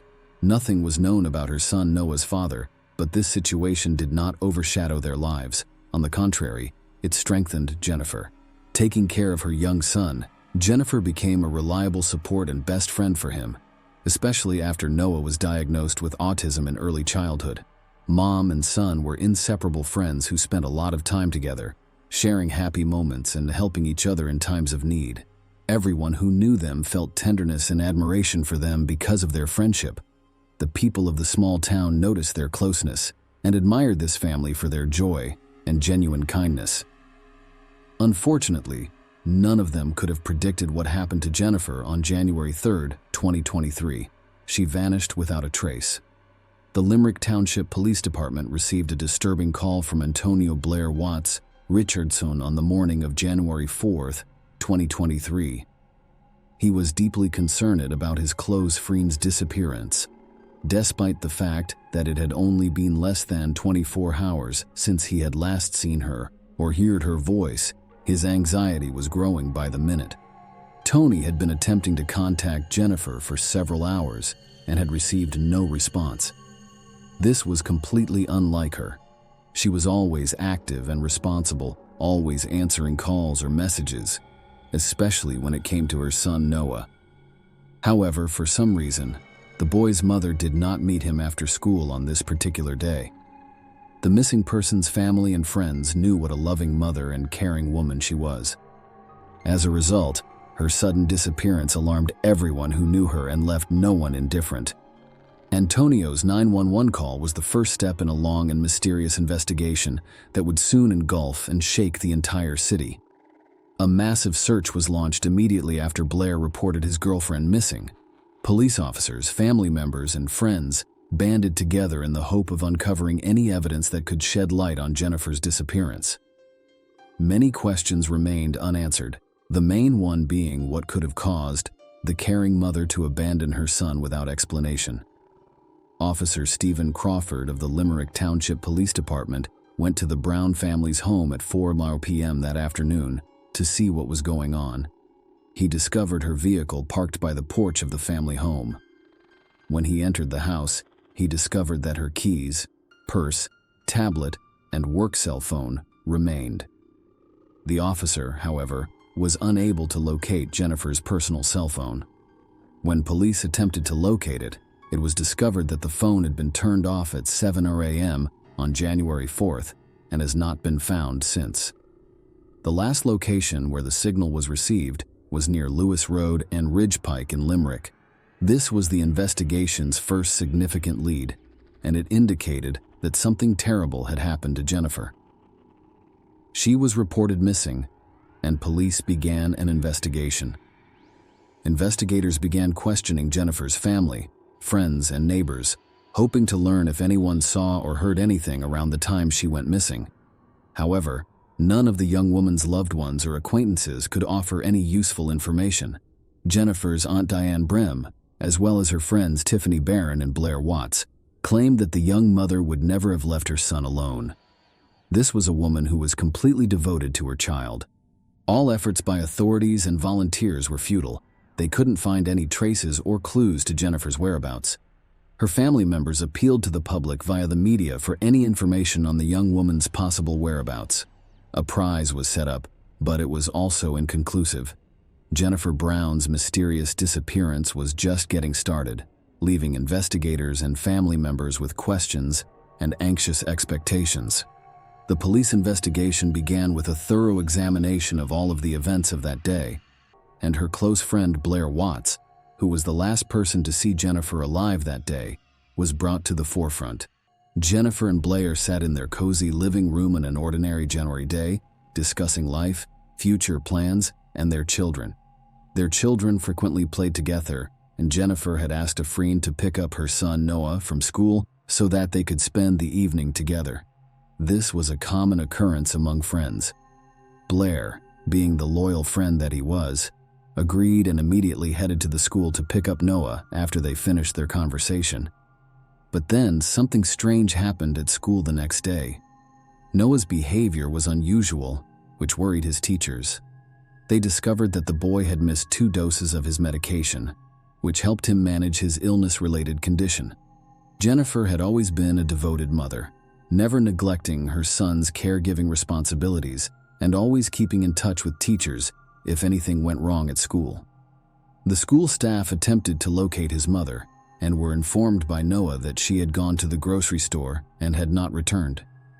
This raised even more concerns because the sensitive woman's behavior was out of character. She never left her son alone. Jennifer's friend Blair Watts tried unsuccessfully to contact her at the same time. Blair decided to go to the bus stop to pick up her son after not hearing back from Jennifer or contacting her. However, when the woman failed to appear and Blair's concern grew by the minute, he was forced to go to the police station and report his friend missing. As time passed, no new information about the missing woman's whereabouts emerged. Hopes for her return had been fading with each passing day since the investigation began. Jennifer appeared to have vanished without a trace and might never be found. However, 2 weeks after her disappearance was reported, on January 18th, 2 employees working in a warehouse near Roseford in the neighboring municipality of Limerick Township discovered something strange. They came out of the building to get some coffee and noticed a freshly dug hole in front of them. They were horrified to discover the body of a woman buried in a shallow grave when they went closer to inspect it. The workers immediately called the cops, who arrived at the graveyard. After examining the body, police identified Jennifer Brown as the young woman they had been looking for the past 2 weeks. The sheriff called her family to inform them that the body of the missing woman had been discovered partially buried near a warehouse in Roseford. Jennifer's death was clearly violent, according to an autopsy. Her death was caused by asphyxiation, and she suffered from 3 broken ribs. This indicated that Jennifer had most likely fought her assailant, who had beaten her to subdue her. The investigation's focus has shifted. The missing person case was reclassified as a murder investigation, and police interviewed everyone who knew the murdered woman, including her family and friends. These interviews, however, provided no new information about the case, and the police had no suspects. The investigation appeared to be coming to an end, and the police had no one to follow up on. However, when the detectives least expected it, they received a tip from an unexpected source. After the news of Jennifer's disappearance and murder broke, police asked anyone with information that could help them solve this mysterious case to come forward. Noah's teacher stood up. She recalled a case that, at first glance, appeared unimportant to her, but raised serious suspicions after Jennifer's death was discovered.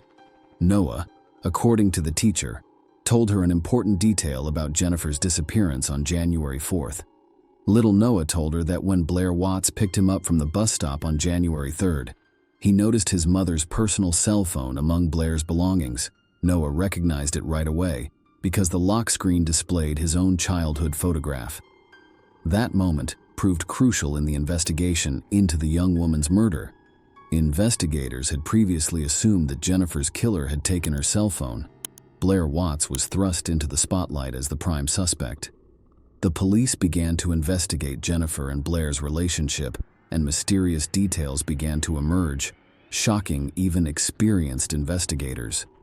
Jennifer and Tony's friendship appeared to be strong and long-lasting. They spent a lot of time together, got to know each other well, and their families interacted. However, once the business side of their relationship was revealed, it was revealed that there was a dark history lurking beneath the mask of friendship. Blair Watts was the owner of the Bird's Kitchen restaurant, which unfortunately fell into disrepair and closed in early 2022. Blair then turned to his friend and asked for her assistance. Jennifer decided to invest in her friend's business in August 2022 in order to help him reopen Bird's Kitchen in a new location. They agreed to a contract in which Jennifer agreed to make regular financial contributions to the restaurant every 6 weeks or so. Jennifer handed over approximately $36,000 to Blair between August and January to rebuild the business, according to Blair. They also agreed that she would give him an additional $99,000. Blair was to find a new location for the restaurant, deposit some of the money as rent, and enter into a contract to reopen Birdie's Kitchen in January 2023, according to their agreement. However, it was discovered that the funds allocated for the investment were spent on Blair's personal needs. His failure to fulfill his financial obligations was brought to the attention of the property owners with whom he had entered into the agreement. As a result, they terminated their agreement with him on December 26, 2022. Blair found himself in an impossible situation. He not only lost his money, but also the chance to open his restaurant. The police began to suspect that he had decided to commit a heinous crime in order to save his business out of desperation. Investigators discovered 2 unauthorized transfers of $177,000 to Birdie's Kitchen on January 3rd, after closely scrutinizing Jennifer's iPad's financial transaction history. The funds were not included in Brown and Blair's formal agreement. Furthermore, the transfers failed several times and were only successful after the iPad's 2-factor authentication system was disabled, pointing to Jennifer's friend's involvement in her murder. The owners of the property who had terminated their lease with Blair were then interviewed by police. On January 4th, the day Blair reported Jennifer missing, he appeared in front of them, claiming to have the funds to enter into a lease agreement. Blair was identified as the murderer by investigators. They needed irrefutable evidence because they knew he would never admit his guilt. Their first step was to question Blair's wife, Tiara Taylor, about where Blair was on the day Jennifer vanished. Tiara told detectives that Blair paid a visit to the Brown family on January 3rd around 1 p.m. and didn't arrive home until 4:30 a.m. when he picked Noah up from the bus stop. Tiara also claimed that her husband returned home briefly before leaving around 5:00 p.m. and didn't come back until late that night. This time frame became crucial. Further investigation revealed that Blair had spent the night with his mistress, Tatiana Garrett, and did not return to her until around 8:00 p.m. This meant Blair had no alibi between 5:00 and 8:00 p.m. Detectives assembled an alleged chronology of the murder based on the available evidence. Blair went to Jennifer's house around 1:00 p.m. on January 3rd, while Noah was at school, according to their version, and allegedly murdered her. He then transferred funds from the murdered woman's iPad to his account and left around 4:00 p.m. to pick up Noah from the bus stop. He later returned to Jennifer's house, dropped off Noah, and returned to the crime scene to dispose of the body. He buried the body in a shallow grave in a field near Roseford. The killer then went to Tatiana's house, where he spent the rest of the night. Everything was meticulously planned, and it appears that the murderer might have gone unnoticed if it hadn't been for one fatal mistake. That blunder was allowing Noah access to his mother's cell phone. That was the decisive moment that led the cops straight to Blair. Law enforcement now had enough evidence to convict Blair, but they decided to conduct additional investigations to determine his guilt. It required the participation of film experts, as well as a specially trained dog capable of detecting cadaveric odors indoors. First, the dog was brought to Jennifer's house to learn the scent of the woman. The terrible crime had occurred in her own kitchen. The dog was then directed to Blair's car, where it immediately detected the same depressing odor. It was the final piece of evidence needed to convince detectives that Blair was involved in the murder. Blair was arrested and charged with first-degree murder, third-degree murder, and theft on February 8th, after months of investigation. He is currently incarcerated at the Montgomery County Correctional Facility without bail and awaits a preliminary hearing in which he will have to answer for his heinous actions in front of the law. Jennifer's friends and family were devastated when she was discovered dead. However, the pain and shock that the killer was someone they knew and trusted, someone who should have been a close friend to Jennifer and her son, continued to pierce their hearts. However, now that the murderer has been identified and apprehended, they can finally feel that justice has been served. During the interview, Tiffany Barron, a friend of Jennifer's who spoke on her behalf, expressed her feelings. "I still dream about Jennifer, and Noah keeps asking about my mom, and I don't know what to say." If Blair is found guilty at the end of the investigation and trial, he will be imprisoned for the rest of his life. Jennifer's 8-year-old son's keen observation helped solve the case. The boy noticed a mistake made by the murderer, which aided in the discovery of the truth and the punishment of the criminal. The Limmer Township tragedy serves as yet another reminder that even the most meticulously planned crimes will be solved sooner or later. Meanness and inhumanity will not go unpunished, and the perpetrators will be brought to justice before the law sooner or later. Share your opinion with us in the comments and subscribe to the channel for more.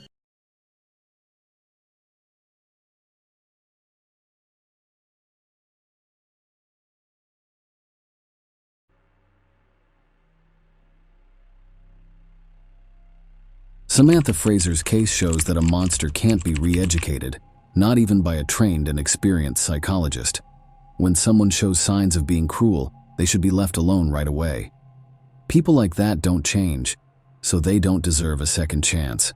They are capable of the worst crimes and think they can get away with them. The terrible events took place in the summer of 2018 on Phillip, a quiet island in Australia close to Melbourne. But let's read the story in the right order. Adrian Basham was born in 1973 in Australia, where he grew up. The boy grew up in a family with a police officer. While he didn't do anything wrong in the eyes of the police in his early years, many people now believe that his cruel and violent attacks are linked to his family and childhood. When Adrian's father, James Basham, found out that his son had killed someone badly, he did not only not condemn him, but based on his experience as a police officer, he told him how to act to try to avoid getting in trouble. Samantha Fraser was born in the suburbs of Melbourne in the summer of 1980. Her parents, Janine and Travis Fraser, were friendly and loving, and they did everything they could to help their only daughter. They worked hard to help her learn and show off her skills. Samantha worked hard in school and played sports, and she consistently won awards for her outstanding performance. The girl then went to a well-known university and graduated with a red diploma from the psychology department. She kept doing sports like acrobatics, gymnastics, and dancing while she was in school, which helped her lead the student cheerleading team. After going to college, Samantha got a job as a psychotherapist at a large medical facility.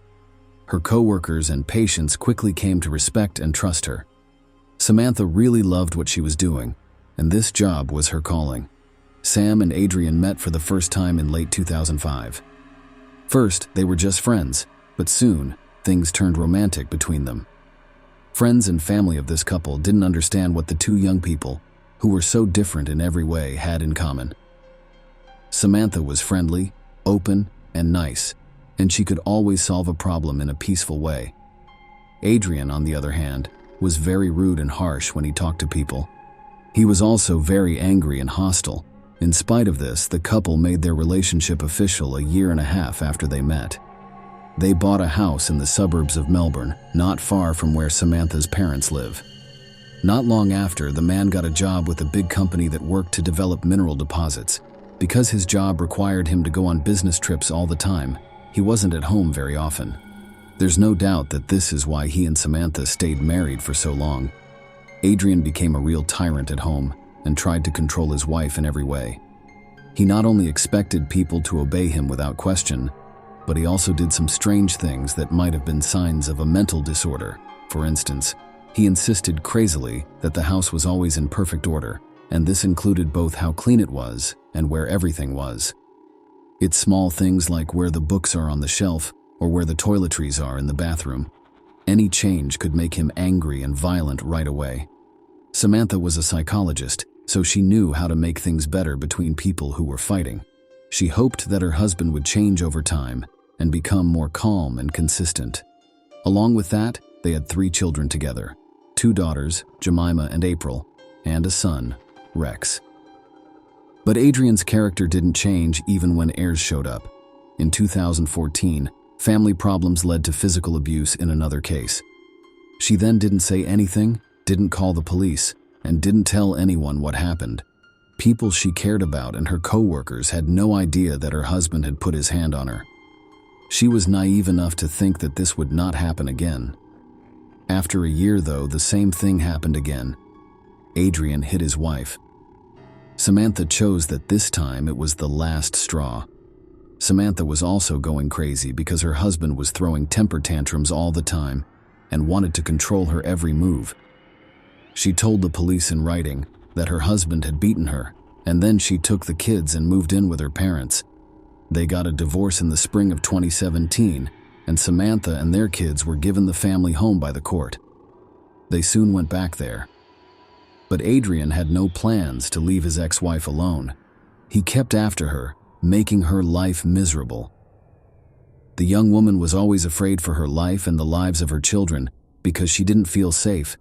She went to court and got an order that her ex-husband couldn't talk to them or try to get involved in their business in any way.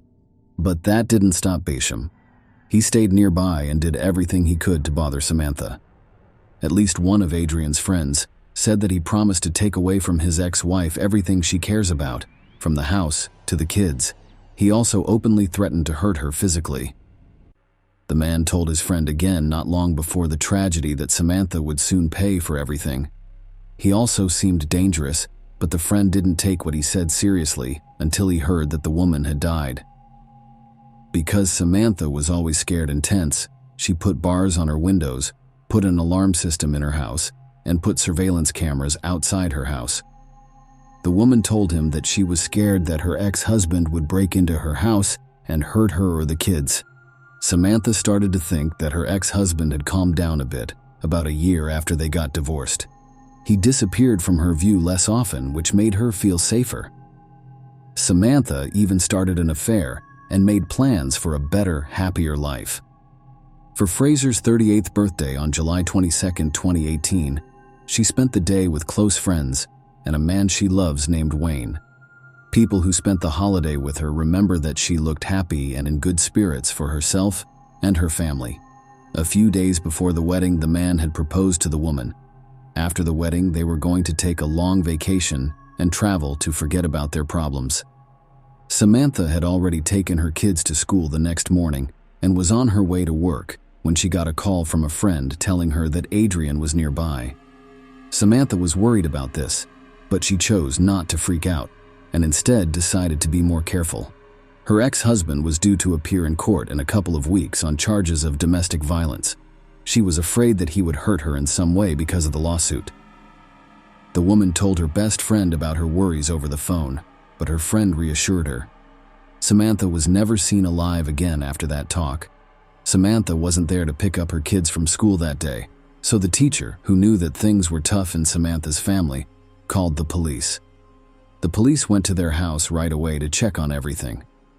At first, it looked like the mistress hadn't come back yet, but when the police chose to check the garage next to the house, which showed a very bad picture. The homeowner, who was 38 years old, was found dead hanging from the garage door chain. In general, the picture might have made it look like the young woman had killed herself, but Samantha looked like she had been hit by a truck. Samantha had not a single living thing on her, and the hair on her head was wet and falling over her face. She wasn't wearing the clothes she had on when she left the house in the morning, and she didn't have any shoes on. It was clear that someone else had been in the garage, and they had tried to make it look like Samantha had died on her own. It did a lot of wrong things, though. Say, a broken-down stepladder was lying next to the body. but the rope was so long that the woman's feet were touching the ground. Samantha had deep bruises under her eyes and on her temple. She had scrapes and hematomas all over her body from falling down and hitting things. The forensic medical examination later showed that the deceased had a serious head injury, which means that she was either already unconscious or dead when she was hanged. Experts in forensics found blood and epithelial particles under the victim's fingernails. This means that she desperately fought back and scratched her abuser. A lot of blood and small splatters of blood had been washed up on the floor, walls, and body of the car in the garage. In later tests, blood was also found on the rope that the body was hanging from in several places. Adrian Basham rode his motorcycle to his dad James's house in the evening of the same day. He looked stressed, and there were new scratches on his face. When his father asked him about it, he dodged the question, and when asked about the cuts, he said that he got them from riding his motorcycle without a helmet and scratching himself with tree branches. Then he got a big pack of wet wipes and began wiping down his car, saying that he wanted to get rid of the gnats that had stuck to it during the ride. As a former police officer, his dad knew right away that something wasn't right, and his professional instincts were right. When police came to James's door the next day with questions about his son and said he was the main suspect in the murder of his ex-wife, James knew what was going on. In the beginning, Basham Sr. said that he had not seen his son. To buy some time, he then told the heir what he should say and do in order to, if not get out of jail, at least get less time. Adrian did what his father told him to do and listened quietly as the charges were read to him. He then went to the station with the help of the lawyers his father had already hired. At first, Adrian flatly refused to help with the investigation. He didn't say he wasn't guilty. He just didn't say anything and ignored all the questions. Still, the evidence that was gathered was enough. The investigators saw that the man had fresh scratches on his face and thought that Samantha had scratched him to protect herself. Blood and epithelial particles were found under her nails. There were also sweat marks on the rope that his ex-wife's body was hanging from. When Adrian's motorcycle was looked at, washed up blood from the dead person was found on it. A bloody woman's blouse was also found in a trash can outside his dad's house. It looks like he tried to get rid of that proof but didn't have time. Samantha put up cameras outside her house not long before the terrible event, and they caught a man leaving the crime scene quickly on the day of the murder. There was no doubt that it was Adrian, even though his face was hidden by a hood pulled over his baseball cap. Piece by piece, the events of the victim's last day were put back together, and the picture that was made was shockingly violent. Basham broke the lock on the garage door while no one was home and went inside. He waited for his ex-wife to come home for several hours. She didn't know it, but Samantha drove into Adrian's garage and he attacked her before she could get out. The scratches on the attacker's face show how hard Fraser tried to fight back, but the two sides were not equal. He beat the woman until she passed out. To hide his tracks, he took off her bloody blouse and put on a black t-shirt he found in the house. He then poured water over her head to clean the blood out of her blonde hair. He then hung his ex-wife from the garage door with a rope around her neck. He put a stepladder on the floor next to the body just to be sure, but he didn't figure out how long the rope was. Adrian cleaned up the blood spots, but he didn't get the small splatters that were all over the place. This blows my mind. A young mother of 3 who was loved by all was found dead in her own garage. Killer tried to make it look like the person died of their own free will, but there were many signs that it wasn't true. Samantha's body was also in a state that showed she had accepted martyrdom. The worst part was that the victim had been living with this man for a long time, put up with his emotional and physical abuse, and raised his children while hoping that he would change. Adrian changed his plan when he realized that neither denying nor staying quiet would help because all the evidence pointed to him. Basham said that he was at his ex-wife's house that day, but he only wanted to talk to her and persuade her to drop her domestic violence lawsuit. People say that the conversation went badly and that fists were used, but he said he left afterward and Fraser was awake and aware at the time. Lawyers for the defendant insisted that their client was only guilty of battery and that Samantha turned her life over after that. But Samantha's family says she would never do that. and did not leave her kids. She also had big plans for her life and was going to get married again soon. The murder case didn't start until the end of 2022.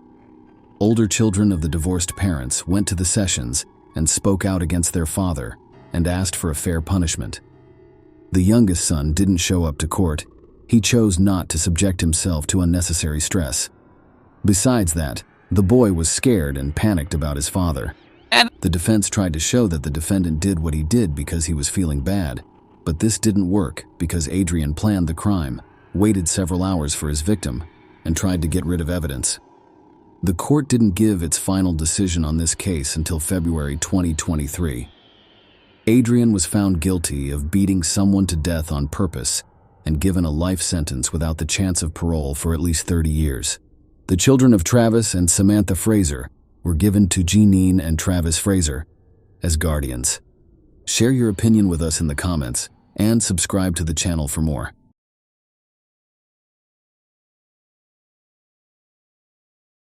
When we think about what makes a place great to live, we often think about how safe it is, how nice the neighborhood is, and how friendly the people who live there are. One country meets all of the requirements. Iceland is an island nation off the east coast of Greenland that has been voted one of the best places to live in the world over and over again. Just over 340,000 people live there, making it one of the world's smallest cities. But its stunning natural beauty makes up for it in a big way. People come from all over the world to see the natural springs and rolling hills. People from all over the world come to this small country to see its many attractions, such as its beautiful architecture and the aurora borealis. Because Iceland has harsh winters, there isn't always a lot of sunlight, but that just adds to the mystery of the place, which is so different from what most of us know and understand. One of the most appealing things about Iceland is the friendliness, openness, and kindness of its people. Due to the tough terrain and harsh winters, people rely on each other, value community, and take care of their neighbors. There are strong social attitudes against crime. They have no army, and their police officers do not carry guns. People often leave their doors unlocked and get lifts with strangers. The peace and quiet of Iceland would be broken one Friday night in 2017 by a brutal murder that seemed to have no reason. The country would be left in shock. We are going to talk about Birna Briansdottir. Birna Briansdottir lived in the southeast of Reykjavik. While her parents were no longer together, they remained on friendly terms, and she was the center of their world. She was bright and spirited, with her fiery personality reflected in her striking auburn hair. She was incredibly witty with a sharp sense of humor, which made her popular among her friends. She was carefree and whimsical, but always responsible, with this maturity reflected in her relationship with her family and her mature attitude toward work. Music was a big passion, and Birna wasn't picky. She would listen to anything from rap to pop and from rock to folk. It was this openness and free spirit that made so many people love her. Birna had a close group of friends and liked going out at night in Reykjavik. She worked in the fashion section of a busy department store. To relax, she would get drinks at the local bar after work and then go out to really let her hair down. For sure, this is what Birna did that night, January 13th, 2017. After closing the shop, she got drinks, played a few rounds of cards, and then went to the center of the capital to laugh, drink, and dance all night. They went to Horror, a place where new bands would play, and Birna was soon dancing on the stage. While her friends were ready to leave by 2 a.m., Birna wasn't. She wanted to keep having fun. She left the club just before 5 a.m. and walked out into the 9-degree weather. She then went to get falafel and then walked back to her house. A woman walking alone in Reykjavik was not rare. People trusted each other and looked out for each other. Due to her intoxication, she dropped coins and stumbled into a stranger on the side of the road. As she carried on walking, she turned a corner and walked down a narrow lane towards the sea. Then she vanished. Because she was known for being on time when she didn't show up for work, people were worried right away. Maria, a school friend who worked with Birna, was upset right away that she wasn't there.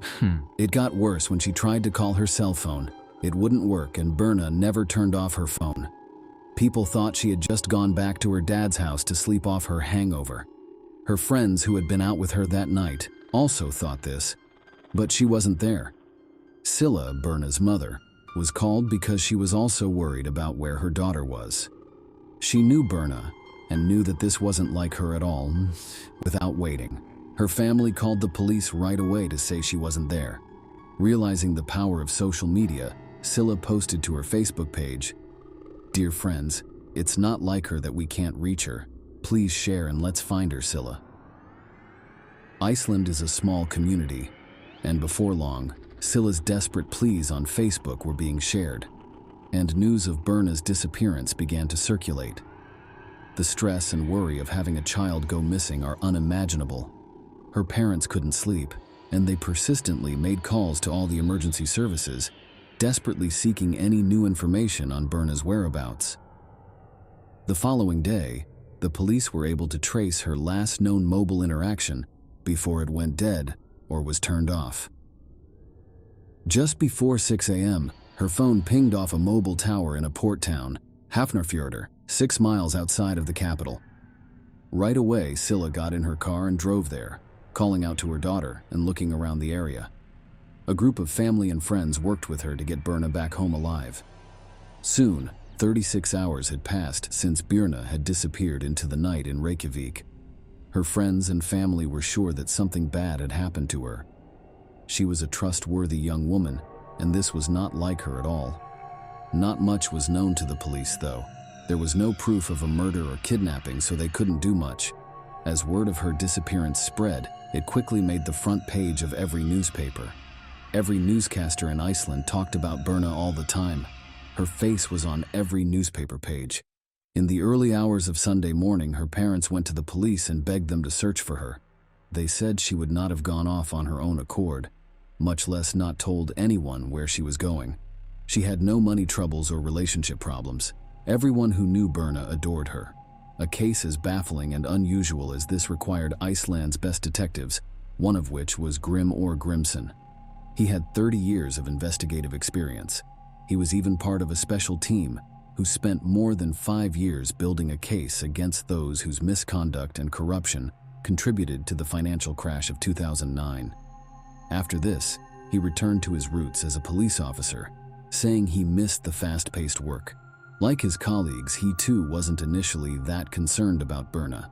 There were many other factors that he had to consider. People do go missing in Iceland. Anything from mental health problems to simply staying at a friend's house and not telling people. Most missing people would eventually turn up. A lot of CCTV is set up in capital cities around the world, but Reykjavik isn't like most of them. The people of Iceland don't like being watched, and since crime isn't common, the people tend to police themselves. They watch out for each other and strangers, but someone saw her the night she went missing. CCTV showed her leaving the club with her coins in the ground and walking into a stranger.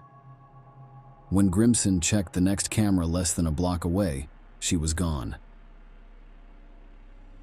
There were two options. Either she had gone down the side road off the corner or got into a car. Grimson paid close attention to the little things, and he was sure that the broken CCTV footage held a clue that would lead them to Berna. The red Kia Rio he saw was going the other way on the other side of the road from Birna. A short time after Berna had been seen at the Lebowski bar, he saw it drive by. The police had to follow up on this lead. What was next? They couldn't see the license plate, who was driving, or how many people were in the car. There were more than 100 of those kinds of cars in Iceland. This didn't make her parents feel better about their worries. Scylla was incandescent when they explained the quality of the tape was too poor to extract any more details from. Scylla said, "Can't you find it like in the movies?" Grimson replied, "It doesn't work like that." The police knew that even though they didn't have enough CCTV, the people in the area had hope. They asked the people of Iceland to help them.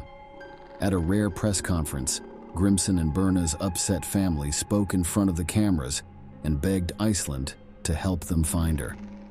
In front of the media, Scylla showed what kind of person her daughter was by saying that she was very smart, bilingual, loved other cultures, and loved to travel. The police's hunch at the press conference would lead to a breakthrough. It proved right, and before long, they had their first lead. A pair of brothers decided to search Hafnarfjordur, where her phone had pinged off the tower, and when there, they headed towards the harbor. After searching in a fenced-off area, they found a pair of boots, black Doc Martens, identical to the pair that Birna had last been seen wearing. Using the power of social media, they posted a picture of them to Facebook, and before long, the officers arrived. They confirmed the shoes were Birna's. The police finally felt like they were making progress.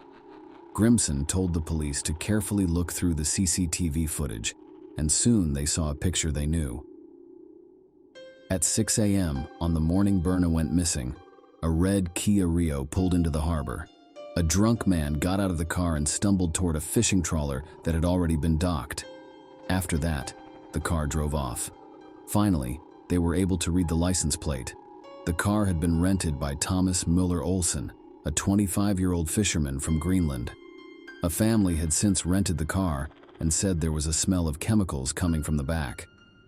After taking the car away, police were determined to find any sign of Birna. Eventually, they found a clue. There were blood spots in the back seat. So that they could find out if it was Birna, samples were quickly taken and sent to Sweden to be analyzed. For Grimson and his team, it was now a race against time. They needed to find the trawler and their only suspects, Thomas Müller Olsen and Nikolai Olsen. Thomas and Nikolai weren't related, but were crewmates on the trawler.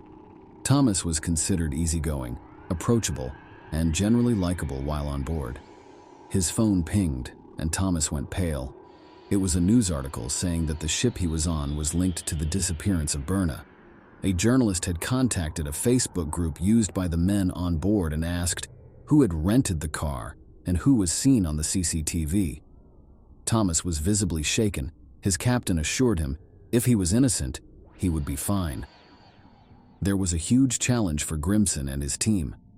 The longer his suspects were on that boat, the longer they had to make up stories and get rid of anything that could be used against them. Not to worry, the ship's captain already had a plan. He read about the connection between the ship and Birna, so he turned the ship around and went back to Iceland. He and his top officers agreed that they would say the engine problems made them have to turn around, and the suspects couldn't read anything about the case because the Wi-Fi was turned off. In order to catch them off guard, the police sent members of their elite counter-terrorism squad, also known as the Viking Squad, to board the ship as soon as it arrived back in Iceland. Finally, the police were able to catch their two suspects after dropping officers off from a helicopter on the ship. The reaction of the public to the case was massive, and the whole country was waiting on tenterhooks for any news of what had happened to Birna. The case seemed to take over all aspects of Icelandic life. Although their intentions were good, online sleuths only added to the confusion, and it became hard to distinguish rumor from fact. Stories ranged from a body being found in a lake to Birna and other women being found alive on the trawler, swirled around social media. Grimson stayed calm and asked everyone else to do the same. People who meant well, though, were not helping the search for Birna. Around 11 p.m. on Wednesday, the ship came back into port, and the two suspects were handcuffed and brought back to Iceland. Then the terrible news came out. Birna's blood was found in the rental car. It didn't take the police long to question the two men. Nikolaj and Thomas were sure they hadn't hurt Birna, and they both told the same story about what happened that terrible night. They had split up and gone to different bars to drink before getting back together as the night was coming to a close. Nikolai was already very drunk, so it was hard for him to remember what they said. He had no idea who they were, but they said they had picked up two girls on the street, and one of them was Birna. Thomas said he left Nikolai at the ship and then drove off. Then he went to the back with the two girls and let them kiss. After an hour, he dropped them off. The police were inclined to believe Nikolai. He had been seen walking away and was clearly in no fit state to do anything. However, when it came to Thomas, they had a bad feeling, and the evidence against him was stacking up. He was examined by a doctor who determined that the wounds on his chest were signs of a struggle or fight. When searching the ship, the police found a driver's license in the bin. It belonged to Berna. They also found drugs with a street value of nearly £1.5 million. Thomas claimed to have slept in the car, but the police checked the odometer, which showed that the car had been taken for a long drive. They also had CCTV on his person, because he was seen buying plastic bags and cleaning fluid before cleaning the inside of the car. The police didn't believe his story that he was sick and just trying to clean the car because they knew the blood spots were Berna's. The back of the car lit up when they used luminol to bring out any blood that couldn't be seen with the naked eye. This showed that it was completely covered in blood. 4 days after she vanished, Iceland launched the biggest search in its history. The search and rescue project manager said, "Today, she is our sister, our daughter." And that became the mantra. We don't live in a society where we tolerate a 20-year-old woman being abducted in the night. It wouldn't be long before the police found what they were looking for. A Coast Guard helicopter noticed something floating in the water near a local lighthouse, and it was a body. They had found Berna. When this news came out, Iceland went into mourning, and people were shocked and couldn't believe what they were hearing. Things like this only happened in movies and other places. In Iceland, they didn't happen. People in Greenland were shocked and saddened along with their Nordic neighbors. The main street in Reykjavik, where Berna had gone, was turned into a shrine with candles lit up. The funeral for Berna took place at the Hallgrímskirkja, which is the country's largest church. Over 2,000 people, including the president and prime minister, were there. People needed answers from the police, and they had to give them. First, they had to figure out what killed the person. Berna had been found naked, but they could find no evidence of a sexual assault. The examiner found that she had suffered blunt force trauma to the head and had been strangled as well. However, the official cause of death was ruled as drowning. She had survived the initial attack and was alive when she was put into the water. Even though Grimson and his team looked at all the evidence, they couldn't find any link between Nikolai's death and the murder of Berna. They didn't think he had anything to do with it. He was freed after 2 weeks in jail and hours of questioning. They looked back at Thomas again. His story hadn't changed, and he wasn't going to change it either. During 9 interviews with the police, he insisted that he was not guilty. As more evidence came in, the police still couldn't figure out why Thomas would kill Berna, even though they had a crime scene and a suspect. His DNA was found on a lace of Berna's Doc Martens, and his fingerprints were on her old driver's license from March 30th, 2017. Breaking news alerts were spreading all over Iceland. The police had charged Thomas Müller Olsen with drug possession and murder. Media interest in the story reached a fever pitch as his trial began in August of that year. It was during his trial that he sensationally changed his story. He said that there were not 2 girls, only one, Berna. He claimed that he had left the car to go to the bathroom, and Nikolai had driven off with Berna in the back seat. When he returned, she wasn't with him, shocking the court. He was now trying to pin the murder on his crewmate, admitting to the drug possession, but denying murder. At the end of September, the 3 judges found him guilty on all charges. He was then taken to start his 19-year prison sentence. When Thomas Müller Olsen tried to appeal his conviction, the High Court upheld it. The next year, the High Court refused to look at another appeal. There was a lot of shock in Iceland when Berna Briansdóttir was killed. This case will be remembered. It changed us a bit, our feeling of safety, the chaplain who led Berna's funeral said. More CCTV was put up around Reykjavik, and women became more cautious around strangers. Even though Grimson had been a police officer for 30 years, this was his first murder case.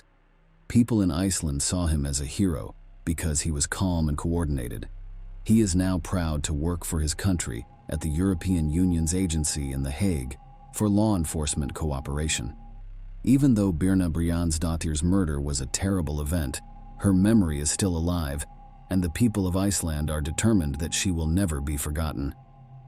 Share your opinion with us in the comments, and subscribe to the channel for more.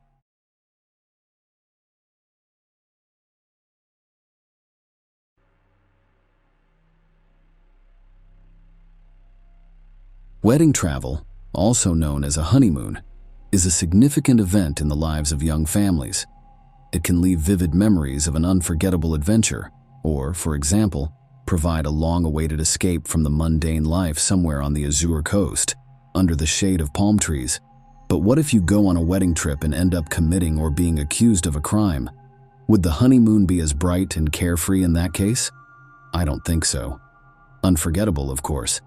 Hellman, whose real name is Isabella Rodriguez, was born in 1975 in Colombia, a country where everyone speaks Spanish. But Isabella really dreamed of the American dream. She read English books and listened to English songs on the radio to learn the language as quickly as possible, so she could go to the north of Europe. Even though she was able to learn the language, she would always have a southern accent.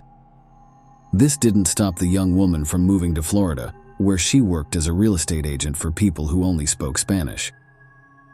Isabella married William Hellman in 2002, even though her previous relationships didn't work out. They were married for 10 years, but their whole relationship was marked by constant fights and problems at home. Finally, when neither partner could take it any longer, they filed for divorce. The process took a very long 2 years. Isabella even found a new man during this time, and she hoped to be happy with him. Lewis Bennett was the name of the new lover. He was born in Great Britain but moved to Australia as a child and had dual citizenship. He went back to his home country to finish his education at the prestigious Camborne School of Mines. Lewis, on the other hand, never got a job in his field.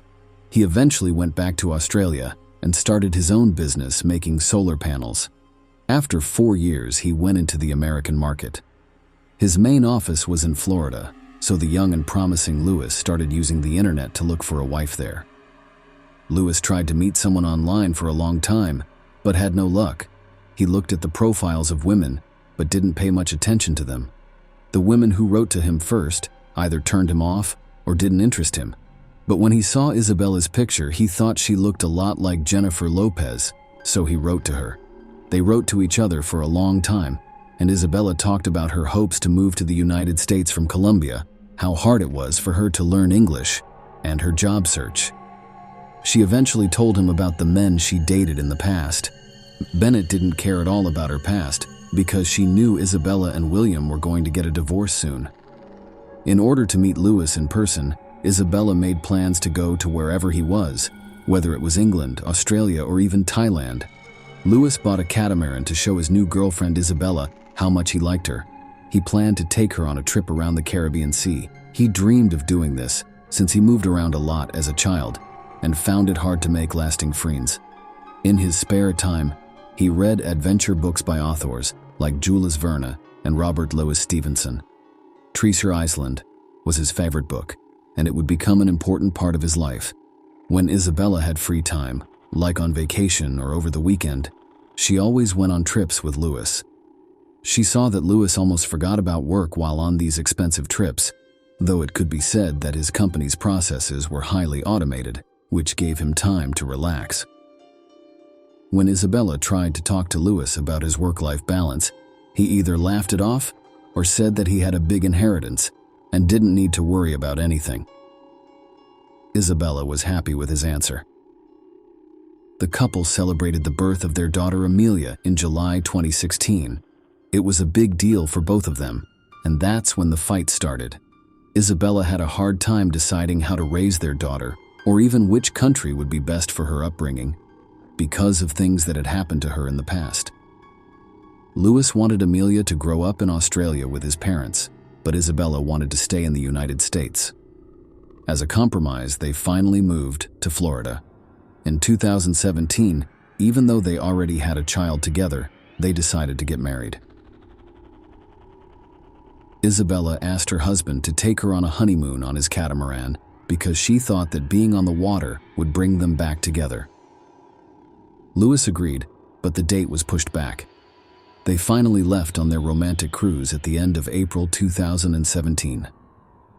At first, their social media posts made it look like everything was going as planned for Isabella. Photos of them smiling and having a great time sailing around the Caribbean islands gave her hope. However, after the first photos from the honeymoon, there was silence for 2 weeks. When Isabella went online again, she told her family that they were in Cuba and were planning to go back to Florida. but they didn't know the exact plans yet. She also said that their internet connection was slow, which meant that they might not be reachable for a few days. In the middle of the night on May 15th, Lewis called the Coast Guard to say he was lost and alone on a raft out at sea. Right away, the rescuers started looking for Lewis.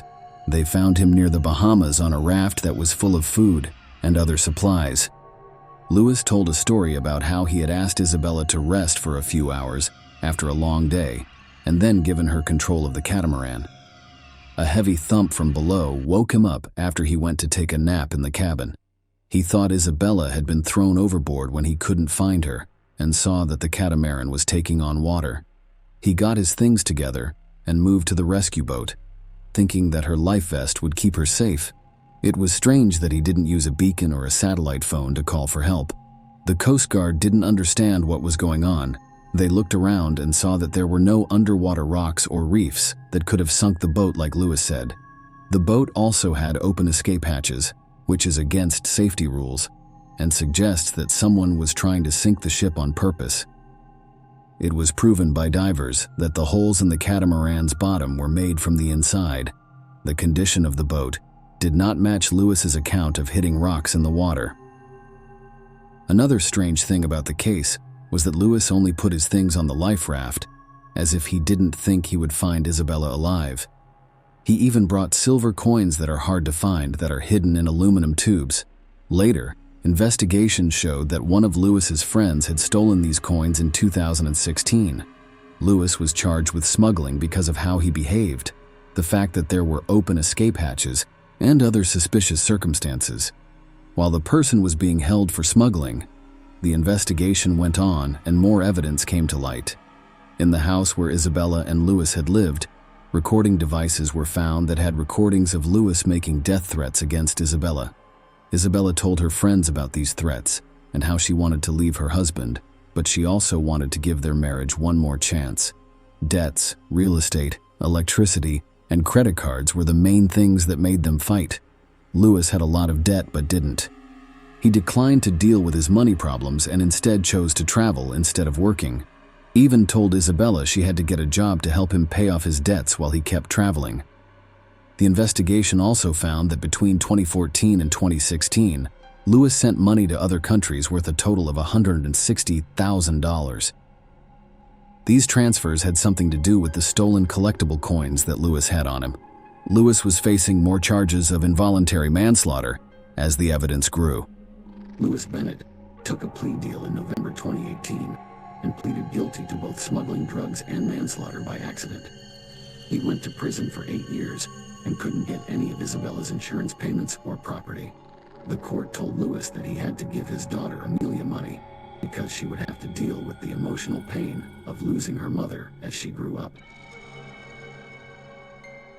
Share your opinion with us in the comments and subscribe to the channel for more.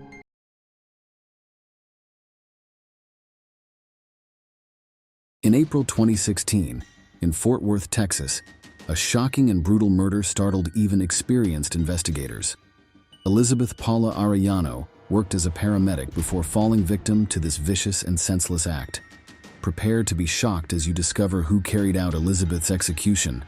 Her death was so peculiar that the police initially suggested it might have been voluntary. However, this explanation didn't align with the testimony provided by accidental witnesses to this tragic scene. Investigation teams had to go the extra mile in their efforts to understand everything and bring justice against the individual who committed this extremely brutal crime. Unfortunately, given his conduct, his sentence appeared too lenient and unfair compared to many others. Elizabeth Paula Arellano was born on August 16, 1987 in Fort Worth, Texas, where she would live her short life. Elizabeth spent much of her childhood alongside Alessandra and Giovanna, whom she found to be her companions. Elizabeth's birth father left when she was still young, showing no interest in or contact with his daughter. Soon thereafter, her mother, Juanita, remarried Fidel, who eventually treated their children as his own. Elizabeth developed an extremely close bond with Fidel, who supported and assisted in every way possible in all family matters. The girls studied diligently at school and dreamed of one day becoming a doctor. While in high school, she met Rudolph Arellano, whom she soon fell in love with.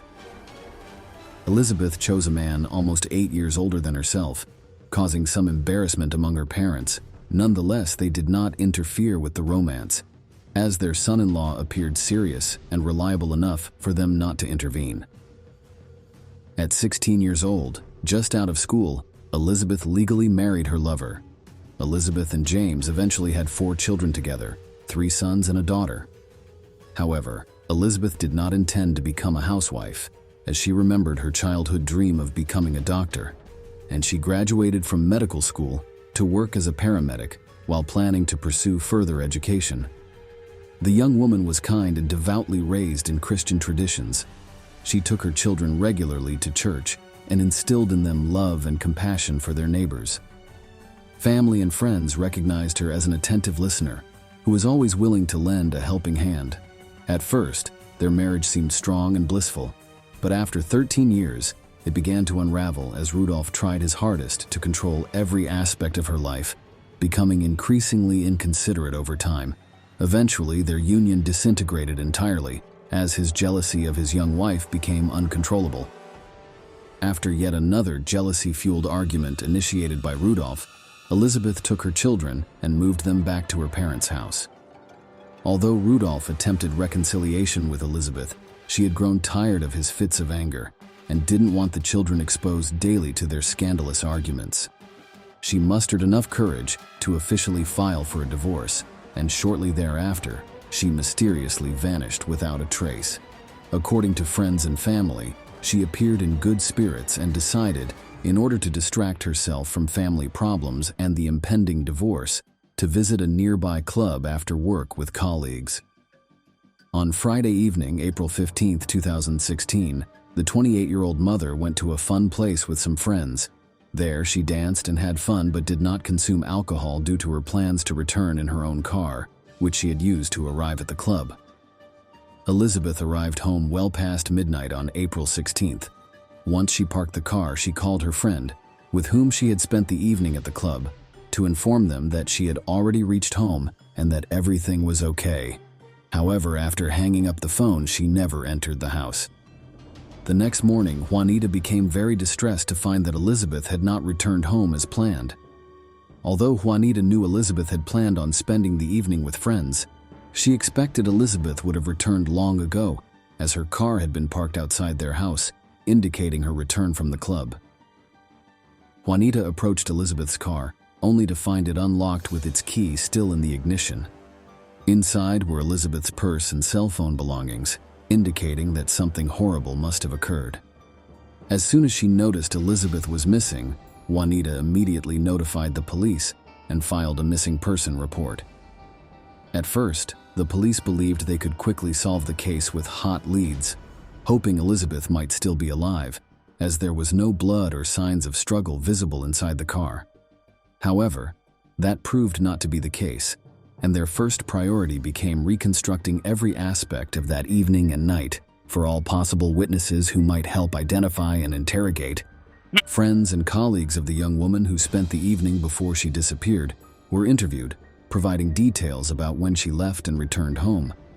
Additionally, several calls and messages from Rudolph Arellano, who was trying to contact Elizabeth throughout that evening, were found on her cell phone, all without success, as Elizabeth never answered his calls or texts. Police officers visited Rudolph's home the evening and night prior to ascertain his whereabouts and activities. According to Rudolph, he had spoken with his ex-spouse that night, who assured him she would bring their children over for the weekend visitation. But after she stopped answering his calls, he believed she had changed her mind and abandoned him. Arellano offered up an unlikely alibi. According to him, he spent the evening sitting at a local bar before returning home at midnight and going straight to sleep. On Friday afternoon, Rudolph was confirmed by his friends and others to have been relaxing in the same establishment. However, no one knew where he went after that, and there was no one to verify his claim. So, the police were unwilling to exclude Mr. Arellano as a suspect due to his lack of an alibi, and his behavior raised further suspicions. At his ex-wife's funeral, Rudolph put on a show, weeping at her coffin and telling Elizabeth that he wanted her death as much as his own. Elizabeth believed in the sincerity of these statements. Furthermore, he actively assisted in creating a charitable foundation to raise money for her farewell ceremony. However, after the conclusion of this act, when police investigators called him in for questioning again, he looked and behaved completely differently, as though nothing bad had taken place compared to what Elizabeth had witnessed before at that point in time. After reviewing all the CCTV footage from the last several weeks, a thorough assessment was completed. Under Elizabeth's route, it was determined that a car of similar make and color to Rudolph's had driven away from her parents' house at 3 a.m., according to witness accounts. A neighbor also remembers seeing this same vehicle parked not far from where Elizabeth had been killed on a nearby bridge. Furthermore, investigators raised more questions when they obtained Rudolph's cell phone data for the night of the crime. On that night, Rudolph made multiple calls near Elizabeth's place of employment and then near his mother-in-law and father-in-law's homes, as well as sending his ex-wife several messages trying to find out when she would return. But none were returned by her. He followed her to Elizabeth's parents' home, where he decided to wait. Once the police had enough evidence against Rudolph, they arrested and brought him into the station for further questioning. One of the key witnesses in Elizabeth and Rudolph's case was their eldest son. When shown the rope that had been cut from Elizabeth's neck, he reported having seen it earlier at his father's house, recalling playing with it himself. Furthermore, the boy recognized pieces of concrete left lying around their garden after their fence had been replaced. Fragments from this concrete could even be found inside Rudolph's car trunk.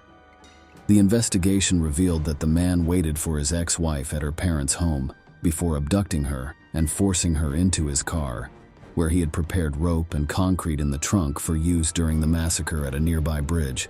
He planned on going unnoticed while carrying out this act of violence. Rudolph Arellano was arrested 10 days after his ex-wife's body was recovered from a lake, but denied all involvement in her murder, claiming he had been at home on that particular night. Given the severity of Rudolph's actions, death could have been imminent until, after consulting with his lawyer, he decided to confess and cooperate with the investigation to lessen his sentence. Arellano did not plead guilty until January 2019 when he presented evidence in court detailing how he abducted and murdered Juanita, the mother of their 4 children. Juanita fainted during his testimony, while Alessandra and Giovanna called Arellano a monster. Rudolph himself did not express any regret for his crime or apologize to those affected by it. Rather, he spoke nonchalantly and coldly about it, without offering an explanation for his motivations or actions. For this crime, he was sentenced to life without parole. Elizabeth's family members considered this sentence rather mild, noting that they forgave Rudolph because they did not want their hearts to be consumed by hatred towards him. Elizabeth is now responsible for raising her children, as her parents and sisters are responsible for providing care. Share your opinion with us in the comments and subscribe to the channel for more.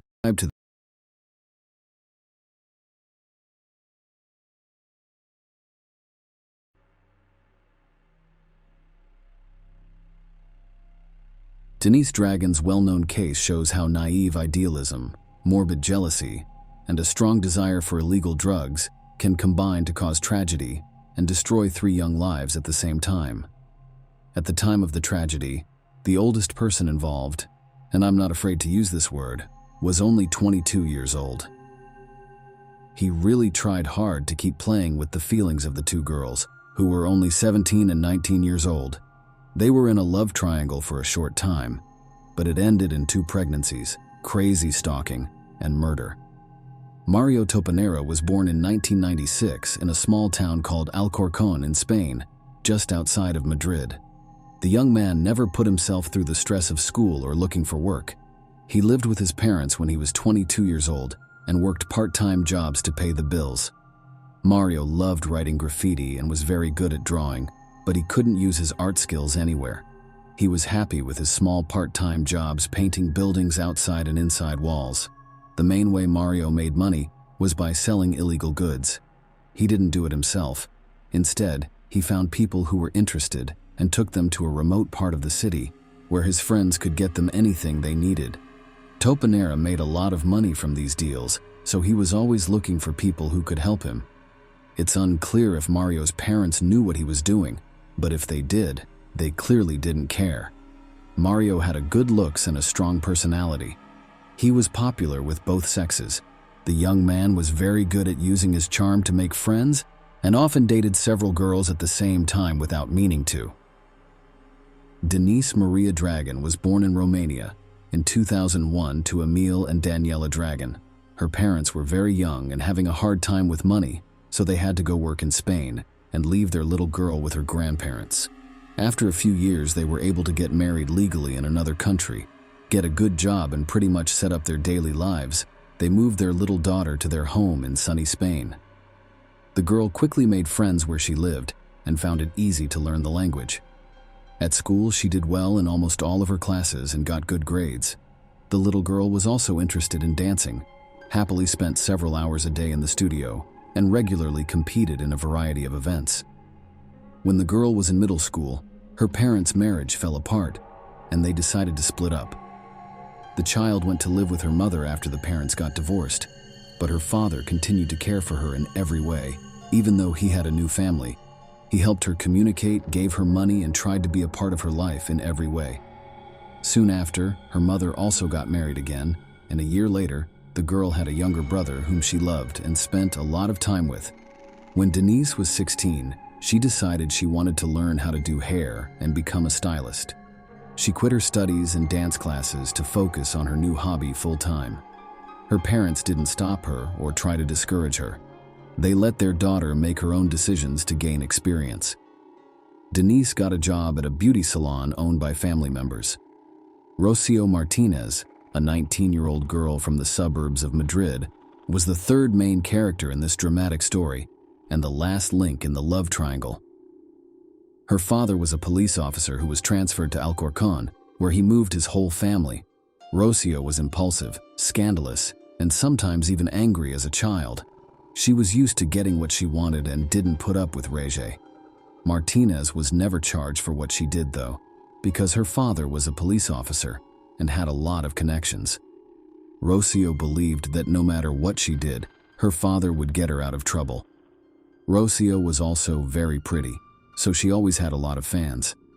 When Denise stopped going to school and started working as a stylist, she had more time to hang out with her friends. Since high school, she had a best friend named Sylvia, to whom she confided all of her secrets and worries. One spring evening in 2018, Denise and her friend were walking around the city when they met Mario, a handsome and happy guy who immediately struck up a conversation with Denise. That same evening, they went on a date. A few days after meeting, Denise invited her chosen one to a family dinner to meet her mother, but Daniela did not agree with her daughter's choice. The woman did not like Dennis's lover right away. Something about him scared her. Her mother quickly looked into him and was horrified to find out that Mario was involved in drug trafficking. Daniela had a serious talk with her daughter in the hopes that she would end their relationship. Denise quickly learned that Mario isn't as nice and kind as he acts. The young man tried to control every step of her passport, wanted to know where she went and who she talked to without her permission, took her phone, and checked her accounts and social networks for months. The girl in love hoped that her boyfriend would change so that they could have a strong, long-lasting relationship, but things only got worse as Mario started to treat her like his property. For another thing, she was only 17 years old and wasn't ready to be a mother or take care of a new child. Denise then decided to be honest with her mother and told her everything. She then asked her mother for advice on what to do next. The woman listened to her daughter and told her that she should end the pregnancy, but that was her choice. Denise gave it some more thought and then did what her mother told her to do. She had an abortion. When Panara found out, he was furious. He thought Denise had betrayed him by having the abortion, since she had no right to do so, and only he could decide what to do with the child. The couple's relationship ended, but the young man wouldn't let Denise go and leave her alone. He also promised to hurt her as much as she hurt him in return. He paid for his ex-wife and daughter a trip to one of the fashionable European resorts where they went together. The vacation really did Denise good. She calmed down, became a little relaxed, began to make plans for life again, and seemed to no longer think about Mario. But the vacation was over, and Denise returned home again. Mario did not ask Longpine for his former passport, and almost immediately began an affair with 19-year-old Rocio Martinez. This fiery, aggressive, and conflicted girl was the complete opposite of the quiet and calm Denise could make a scandal in the same place, go into a fight, or throw a tantrum. Rocio also experimented with illegal substances and could easily break the law, knowing that she would not be punished for it. With Mario, they quickly got together and had fun together because the guy could get any illegal drug she asked for, wanting to test its effect on himself. However, Mario couldn't forget and let go of his ex-girlfriend. He still wanted to control her, to know where she was and what she was doing. Periodically, he wrote to her on social networks, called her, and even offered to resume the relationship. Denise, who had a very hard time with this breakup, met him from time to time and communicated with him, but was not going to reunite because of fear. When Martinez found out that her boyfriend was communicating with his ex, she made a terrible scandal and, in a fit of rage, screamed that she would kill them both. By that time, Mario had already realized what his chosen one was capable of, so he promised her that it would not happen again. However, Rocio's such an answer did not calm down, and she decided to destroy her rival, if not physically. Then morally, Rocio began to call Denise, showering her with insults and wishing her a speedy death. But this was not enough, and she began to send messages to her rival with threats of violent reprisals. However, Dragon considered these threats to be empty words and did not consider it necessary to contact the police because of them. During that period, Rocio became pregnant, about which the first thing she wrote to her rival, saying that this child is desired and she will keep it for Denise. This news was a painful blow, but soon Martinez, due to poor health and addiction to illegal substances, lost the child, and all her anger she again poured out in a new threatening message to Denise. Denise, wanting to start a new life and forget about Mario, began an affair with a young man named Evan. They got married a month after meeting, and Evan moved in with her husband. Mario was hurt that his relationship with Denise ended so quickly. So quickly after his ex-girlfriend married someone else, he started calling and texting her again to set up dates with her. In November 2018, Mario and Rocio were having dinner at a small diner on the outskirts of the city. The guy left his phone on the table while he went out for a while, and Rocio decided to check it out. That's when she saw the calls and messages Mario had been sending to Dennis Martinez. She had a temper tantrum, screamed, cried, and tried to hit her young man. In response, Mario offered his girlfriend to personally clear things up with Denise. She thought it was her husband knocking on the door, so she opened it without looking through the peephole. Denise was still talking to her friend, so she could hear everything that happened next. When Denise saw her ex-lover's friend at the door, she only had time to say her name out loud and in shock before she was stabbed in the stomach. Rocio then left right away. The wounded Denise, losing consciousness, asked her friend to call an ambulance and told her who attacked her. Dragoni was taken to the hospital in critical condition. Doctors fought desperately for her life for several hours, but the wound was too deep. She lost a lot of blood and it was almost impossible to save her. After Rocio dealt the fatal blow to her rival, she ran back to the car, jumped into the cabin, and told Mario to get out of here. On the way, she confessed everything to him, and together they disposed of the crime weapon and washed the traces of blood off her hands and clothes. Mario decided it would be best for them to hide for a while. He called his relatives who lived in another city and asked them to visit. When they arrived, the relatives noticed that Rocio looked strange and was very nervous, but she wrote it off as malaise. The couple stayed overnight at Mario's relative's house, thinking about what to do and how to proceed. When they learned the next morning that Denise had died from the wound, Rocio immediately called her father and told him everything. She was sure that her dad would use all of his connections to get her out of jail this time, but the policeman's father didn't help his daughter, who had killed another man. He followed her to another city and then turned her over to the police. Sylvia, who had been talking to the victim on the phone at the time of the crime, was one of the main witnesses in the case. The case file also had many threatening messages that Rocio had sent to her rival over the course of the case. Surprisingly, Tobinera wasn't involved in the crime. He denied all guilt and said he only took Rocio to his ex-girlfriend's house so that they could finally get along again and stop fighting. He also said he didn't know Rocio had a knife and didn't see any blood on her hands or clothes when she got back to his car. At their next court date, the couple denied their guilt again, this time saying that they were not at the scene at all. They said they had spent the whole evening at the house of one of Murillo's relatives and that someone else had stabbed Denise to death. Martinez said she didn't hate her rival and didn't have any reason to kill her, but Rocio was found guilty and sent to prison for 18.5 years. Mario, on the other hand, got away with everything and started writing a new book right away, forgetting to be careful. Boasts that the girls were ready to kill each other for him. He told them in great detail what happened that terrible night, and the parents of dead Denise quickly learned of it. The Dragon family went back to court and asked that the man who killed their daughter be punished. This time, Top and Air were arrested, but after a few days, the man was freed on his own recognizance. In the end, he was found not guilty and was freed again. The parents of Denise tried to appeal the court's decision more than once, asking for Rocio's sentence to be lengthened and Mario to be jailed as an accomplice. However, Mario has still not been brought to justice. Share your opinion with us in the comments and subscribe to the channel for more.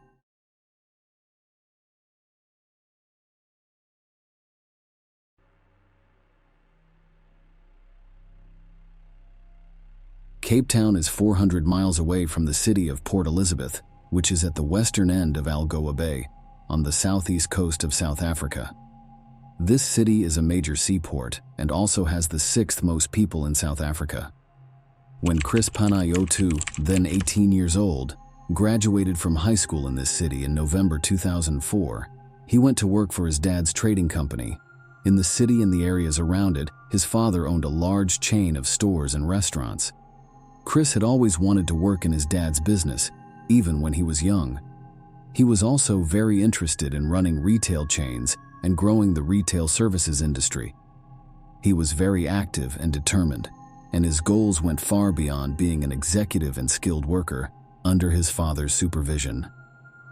Chris wanted to open his own fish restaurant near a 5-star hotel on Marina Drive and a big grocery store close to Kings Beach downtown. While Chris was helping his dad at a small diner on Market Street in the afternoon, he ran into an old high school friend. The friend invited Chris to a party on Friday night at Barney's Tavern, a popular beach spot for young people. Chris saw a pretty young girl drinking lemonade from a tall glass while sitting alone at the bar in a wicker bamboo chair and drinking beer from the establishment's specialty mug. Chris got up from his seat and went to meet her. She was 18 years old and her name was Jade Dinks.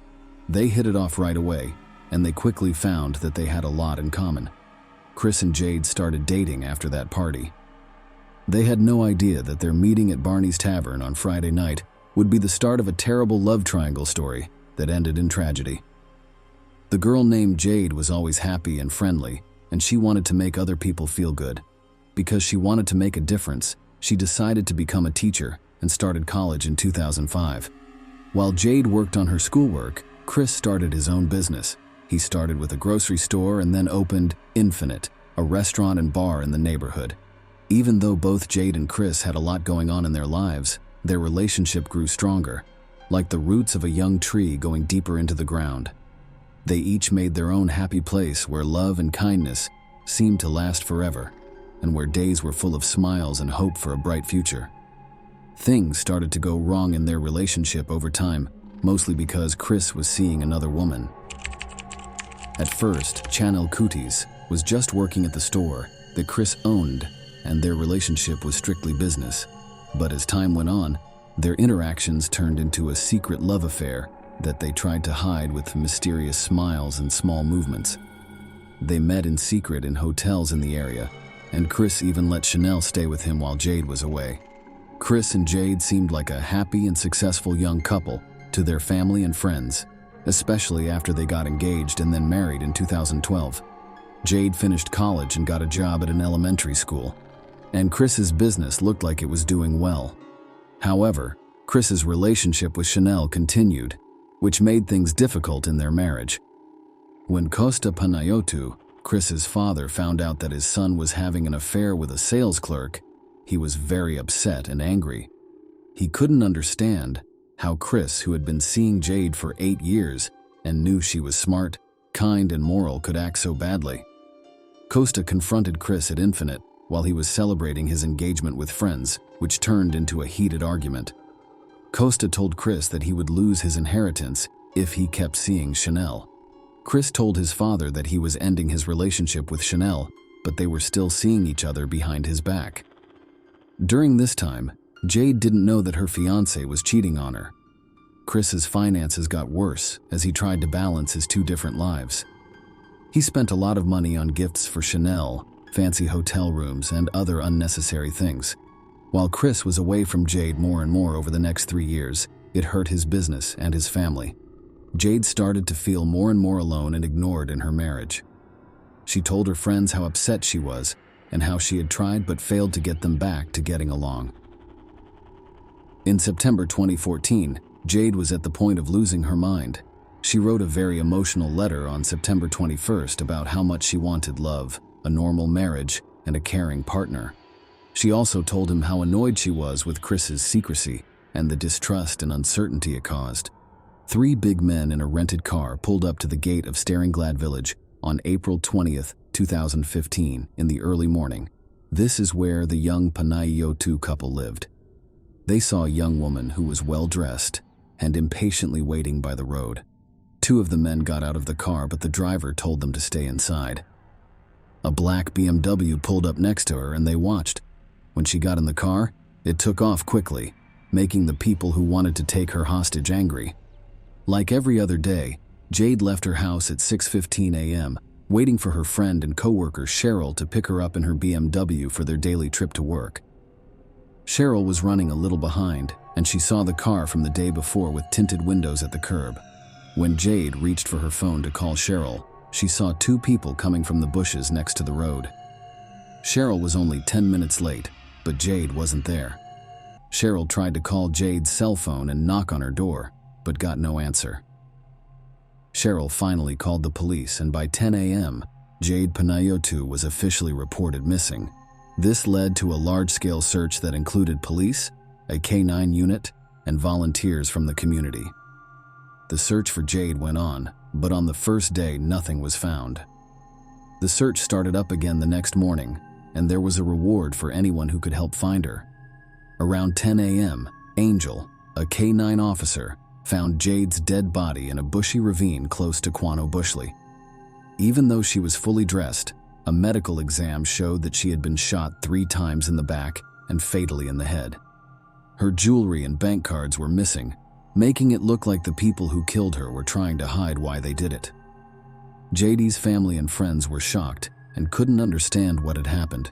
Her co-workers and students were also very sad.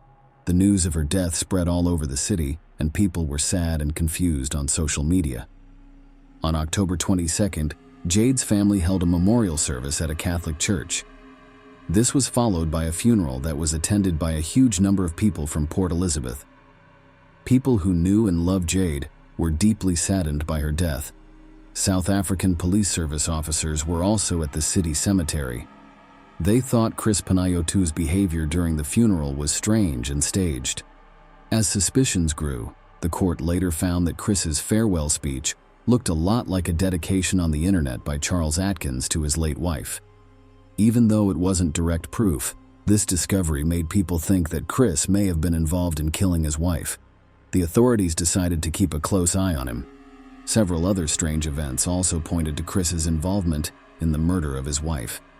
Luthando Sioni, a security guard at Chris's nightclub, was arrested by the police the night before the funeral because they thought he might have worked with the killer. Luthando said Chris had asked him to hire killers for his wife, and that Chris had already found 3 friends to carry out the plan. There was proof that someone tried to use Jade's bank cards on the day she was killed, and surveillance footage showed 2 men that Luthando identified as the hired killers. As a reward for his help, the police let Luthando go on the condition that he gather more evidence. including Chris's confession to killing his wife. Because he was told to, Luthando called Chris for a private conversation that was recorded. During the conversation, Chris said something that led to his arrest. After that, 3 more suspects were caught, and the crime's details were put back together. Hit men were sent by Chris to kill Jade Panayotou in the early hours of April 20, 2015. But because of an unplanned change in her plans, the execution was moved to the next day. On April 21st, Jade was taken hostage, taken to a remote area, and brutally killed. The thieves took her valuables and ran away.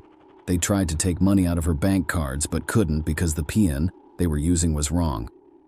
The trial against Chris and the 2 mercenaries began on October 11, 2015, and was widely watched and reported on by the media. The prosecution said that Chris killed one of the women because he was having money problems that were made worse by his double life and his desire to kill one of the women. At the trial, different types of evidence were shown, such as Chanel Coutis's testimony, call logs, ATM videos, and photos. Along with the 2 hired killers, Chris was found guilty by the court and given a life sentence. On December 9, 2019, Chris's father, Costa Panayotou, died in a mysterious accident. This added another sad turn to the story. This made the story even more complicated and left a lot of questions unanswered.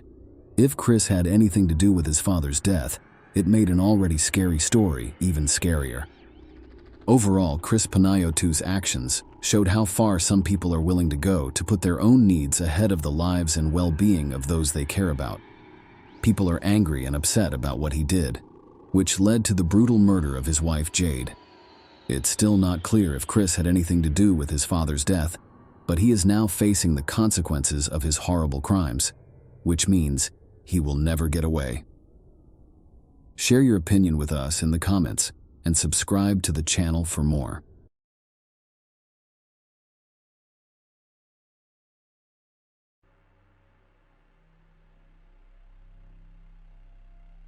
It's a terrible and often destructive emotion that can make someone blind and make them do bad things.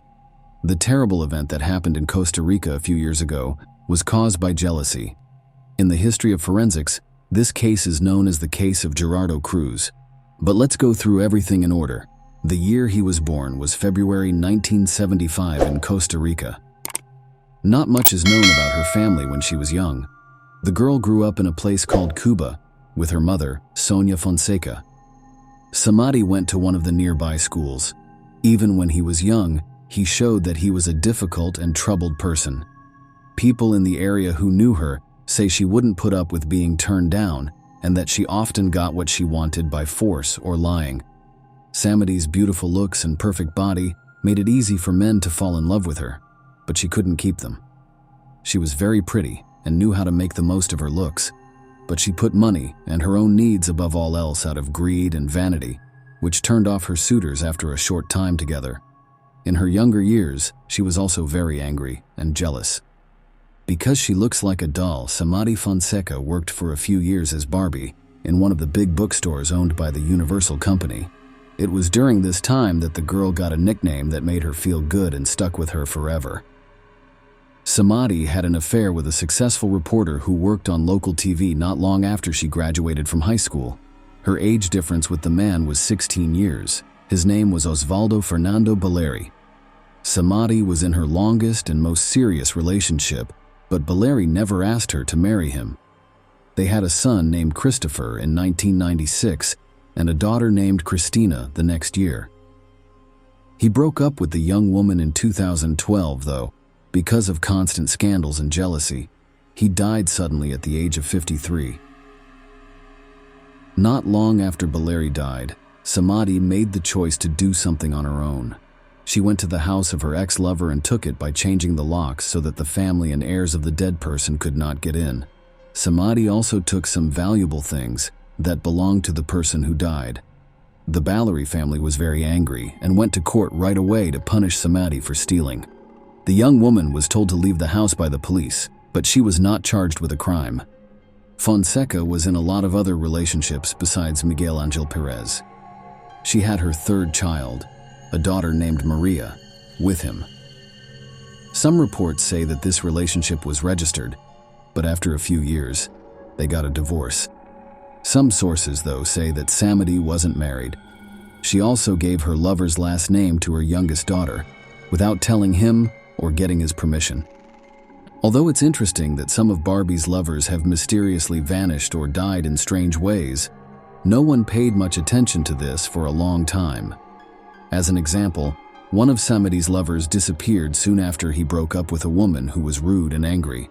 The man has still not been found, and many people are sure that Fonseca has something to do with this case. However, strong proof of her guilt could not be found. Diaco, Samadi's other ex-lover, died in a terrible accident after they broke up. He was killed, and it looked like someone tried to rob him but failed. It was never found out who killed those people. Again, a lot of people thought Samadi had something to do with the crime, but no solid proof was found against her. But Gerardo Cruz was her most well-known victim.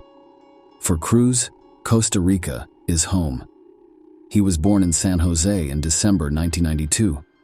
He had never met his own father because the boy's real father had left the family before he was born. His mother, Ana Patricia, soon got married to Hermes Rodriguez.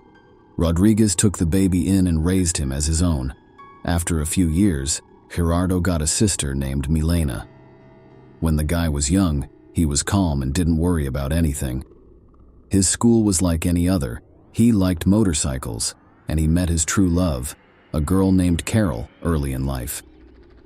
When Gerardo was 23, he moved in with his girlfriend and their 4-year-old daughter, Genesis Cruz. They lived with his aunt and uncle in the suburb of San Sebastian. To make sure his family had everything they needed, the young father got a job at a nearby bakery. He and his wife were very happy. Soon they found out for the second time that they were going to have a baby. Gerardo met Samadi in the summer of 2015 when Samadi was shopping at the bakery where Gerardo worked. The woman was 40 years old at the time, but she was still very pretty, liked dressing in sexy ways, and flirted with younger men. As she got older, she started having affairs with men who were much younger than her. The attention from younger lovers probably made her feel good, even though they were almost 20 years younger than her. Even though the beautiful woman was with Cruz's family, Cruz quickly fell in love with her and started meeting with her in secret. The fact that she started going to the bakery almost every day to see her young lover caught the attention of other workers. Along with Samadi, her oldest daughter Cristina, who was 19 years old at the time, often showed up with her. At first, Gerardo did a great job of keeping his family life in check while meeting with his mistress in secret. Neither of the women in his life knew about the other.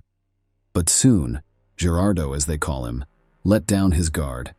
To show off how good he was with women, he started to brag to his friends and co-workers about Samadi and how she was a great mistress and gave him lots of gifts. The news quickly got to his mother, who tried to talk sense into her son and get him to leave his mistress. A few months into the relationship, Samadi learned that her lover was pregnant and had a young daughter. They broke up in October of that year, 2015. The woman was so mad that she called and texted Carol, calling her names and threatening to kill Gerardo if he didn't belong to her alone. Gerardo was able to ask his wife to forgive him and keep the family together. When it came to his ex-lover, he didn't pay attention to her threats because he thought she would quickly calm down and find a new boyfriend.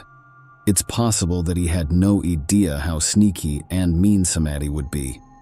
A mere few days after breaking up with Fonseca, Cruz happened upon a very public event. The young man was walking down a street in downtown when he saw an older man following a young girl while holding his phone so that the camera was under her miniskirt. The guy was so angry that he pulled out his phone and started recording what was going on. He then stopped the girl, told her everything, and told her to call the police. Cruz then went after the man and tried to take a picture of his face. He went after him for about 2 minutes and loudly asked him if he was having fun taking pictures of the girl's underwear without her knowledge. The man then got into a taxi and drove off. That same night, Gerardo posted the video he had made on his website. In just one night, the video went viral, and users quickly figured out that the old man was Luis Sulmano Delgado. a former official who worked for the Ministry of Finance. The media quickly picked up the video and spread it across the country, making Gerardo a national star. The young man was asked to be on TV and radio shows and was interviewed almost every day for print publications. He talked about what he had seen, said that the former official had done something wrong, and said that he had no regrets and would do it again. Aside from that, skilled lawyers hired by Sulmano Delgado started to work against Gerardo, accusing him of doing something wrong. They said that sharing the guy's videotape with other people was against the law, and they were getting ready to sue him in court. In fact, Cruz was shocked by what happened and didn't understand why they could judge him, but not the man who had done such a horrible thing to a girl. On October 7th, Gerardo did his last interview on the air of a local radio station. He was sure he was right and didn't think he had anything to worry about. Gerardo had planned to meet up with his friend Oswald after work the next day, but he suddenly called off the meeting, saying he had to take care of something important. Later, he learned that that day, he got a message from Samadhi. In it, the young woman tricked him into going to the park in the evening for another interview. Gerardo didn't think anything was wrong. He just believed his ex-lover. When his shift was over, he went to the agreed-upon location, but there were no reporters waiting for him. Not long after, two unknown men showed up and took his bag. They then beat him and stabbed him several times in the chest and stomach before running away. Before he passed out, the hurt man was able to call his friend and tell them what happened. His friend then called the police and ambulance services right away. Gerardo was taken to the hospital right away, and doctors there fought for 42 days to save his life. During this time, Gerardo had a lot of surgeries, but they were not able to save him. The 19th of November, Cruz passed away in the ICU. Since not long before the tragedy, he had become a real celebrity, and the whole country knew about his condition. In interviews that they did from time to time, Gerardo's family asked everyone to pray for his recovery. That's why they didn't know who or why could hurt Gerardo in that way. People from all over came to the young man's funeral to show their support for his family. They all hoped that the killers would be caught quickly by the police and given a fair punishment. At first, there were different stories about what happened. The first idea was that it was a murder robbery. In fact, Gerardo was attacked in the park at night, his bag was stolen, and he was stabbed with a knife, which made it look like a normal theft. But just a few days before, Cruz put out a shocking video that implicated a well-known former official. So the second idea was that the person was killed in revenge. The media said and wrote that Sulmano Delgado might have hired hitmen to kill the young man, whose actions had hurt his reputation. The murder got a lot of attention in the news, and people took to the streets to demand that the killers be caught and punished. The police thought about different stories and looked for other people who might be Gerardo's enemies or people who wanted him to hurt.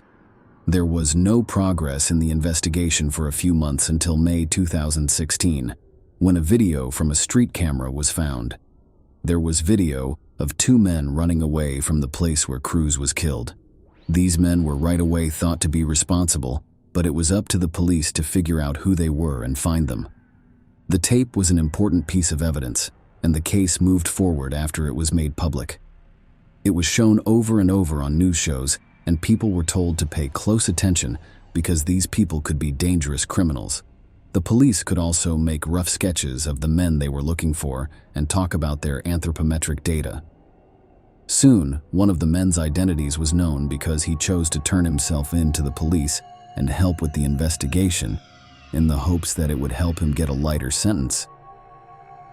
Because he gave them information, the police were able to quickly find several other criminals who worked with him and the people who planned the crime. Soon, Samadhi and her daughter Christina were taken into custody. Along with the mother and daughter, 3 other men were arrested: a cab driver named Ronald Arce, who had found the murderers, a worker named Cesar Chavez, who had acted as a go-between, and a young Miner who had been directly involved in the attack. Later, Omar Costa was also arrested. He had been following the victim and telling people where he was on the day of the attack. Phone calls and text messages were used to figure out what each person's role was and how they were connected to the crime. Samadhi gave the order for the murder and had carefully planned the whole thing. even including telling her daughter Christina about it. To find hitmen to kill Gerardo, they asked their friends Ronald and Cesar for help. They wanted to make it look like a failed robbery in a park at night. Later, Omar joined them. It was his job to make sure the victim went to the agreed-upon place.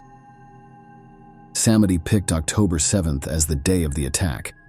That day, she called all the people involved in the crime several times, gave them jobs, and made sure everyone stuck to the plan. In addition, the young woman demanded that they bring her some of her ex-lover's things as proof after they did the crime. Cruz thought he was going to an interview when he left work and went straight to the park. He tried not to be late for the meeting, but he was attacked and stabbed several times. His bag and jacket were then taken, and the customer was given them as proof. The texts that showed Samadi was guilty were the main proof. They clearly explained the murder plan and who was responsible for what. The woman was so sure that she could get away with it that she didn't even delete them. The woman did such a horrible thing because she was plain jealous. She didn't want to share her lover with his wife and thought that no one else would want him if he wasn't with her. She planned everything out and included her own daughter in her crime. Her daughter helped her with every part of the plan. The mother and daughter were arrested right away, and it was clear that they couldn't be freed on bail because the criminals would probably try to get away and leave the country. Their helpers were also put in jail before their trials, but Omar, who was in charge of surveillance, and the youngest person involved in the crime, were given to authorities who deal with juvenile offenders. The investigation took about a year and a half, and the trial of everyone involved in the crime plot didn't start until December 2017. It also turned out that Samadi had been charged with crimes before. In particular, she was arrested for making fake papers to get money from the government, but she only had to pay a fine. The story of Miguel Angel Perez has also come to light. He is the father of Samadi's youngest daughter. It turned out that the young woman gave the child the last name of a man she used to date without his permission. Afterward, she used the court to get him to pay her alimony, which she did for more than 3 years. When it was discovered that the whole process was fake, the con artist was given 3 years in prison and a big fine. The court did change her sentence, though, because she had a young child. The 5-year sentence was placed on hold. The murder victim's wife, Gerardo, admitted in court that she knew about his affair with Samadi and that Samadi had threatened to kill him. He did not pay much attention to the threats, though. The main reason for the crime was, as was already said, the woman's anger and pride because she couldn't accept that her young lover wanted to stay with his wife. The call logs showed that the mother and daughter planned the crime together. It was also made public that Christine had a nervous breakdown after the CCTV footage of the killers was made public. In tears, she called her mother and was about to tell the police what she had done. She tried to calm her daughter down by telling her that the investigation would never show who they were. The verdict wasn't made public until January 23, 2018. The court's decision said that Samadi would spend 30 years in prison. Ronald, Cesar, her daughter, and her sister all got 25 years in prison. One of the killers went to a place for young offenders to stay, but the other was not found at that time. Omar, who had been following the victim, was found not guilty, though. As moral compensation, $140,000 was given to the victim's family. The killers of Gerardo were given a fair sentence, which the family thanked the court for after the verdict was read. That being said, it was quickly made public that Samadi and Christina's lawyers had asked the appeals court to lower the sentences. It was tried again in November 2019. At the same time, the second killer's name came to light. According to Ronald, this person took part in the killings, but did not know the details of the plan. Ronald and Cesar also went to the appeals court to try to get the sentence shortened. Because of this, each person involved in the crime got 5 years taken off their sentence. At this point, Samadi is serving her 25-year sentence in a Costa Rican prison for women. Samadi, on the other hand, will spend almost 20 years in prison. Share your opinion with us in the comments and subscribe to the channel for more.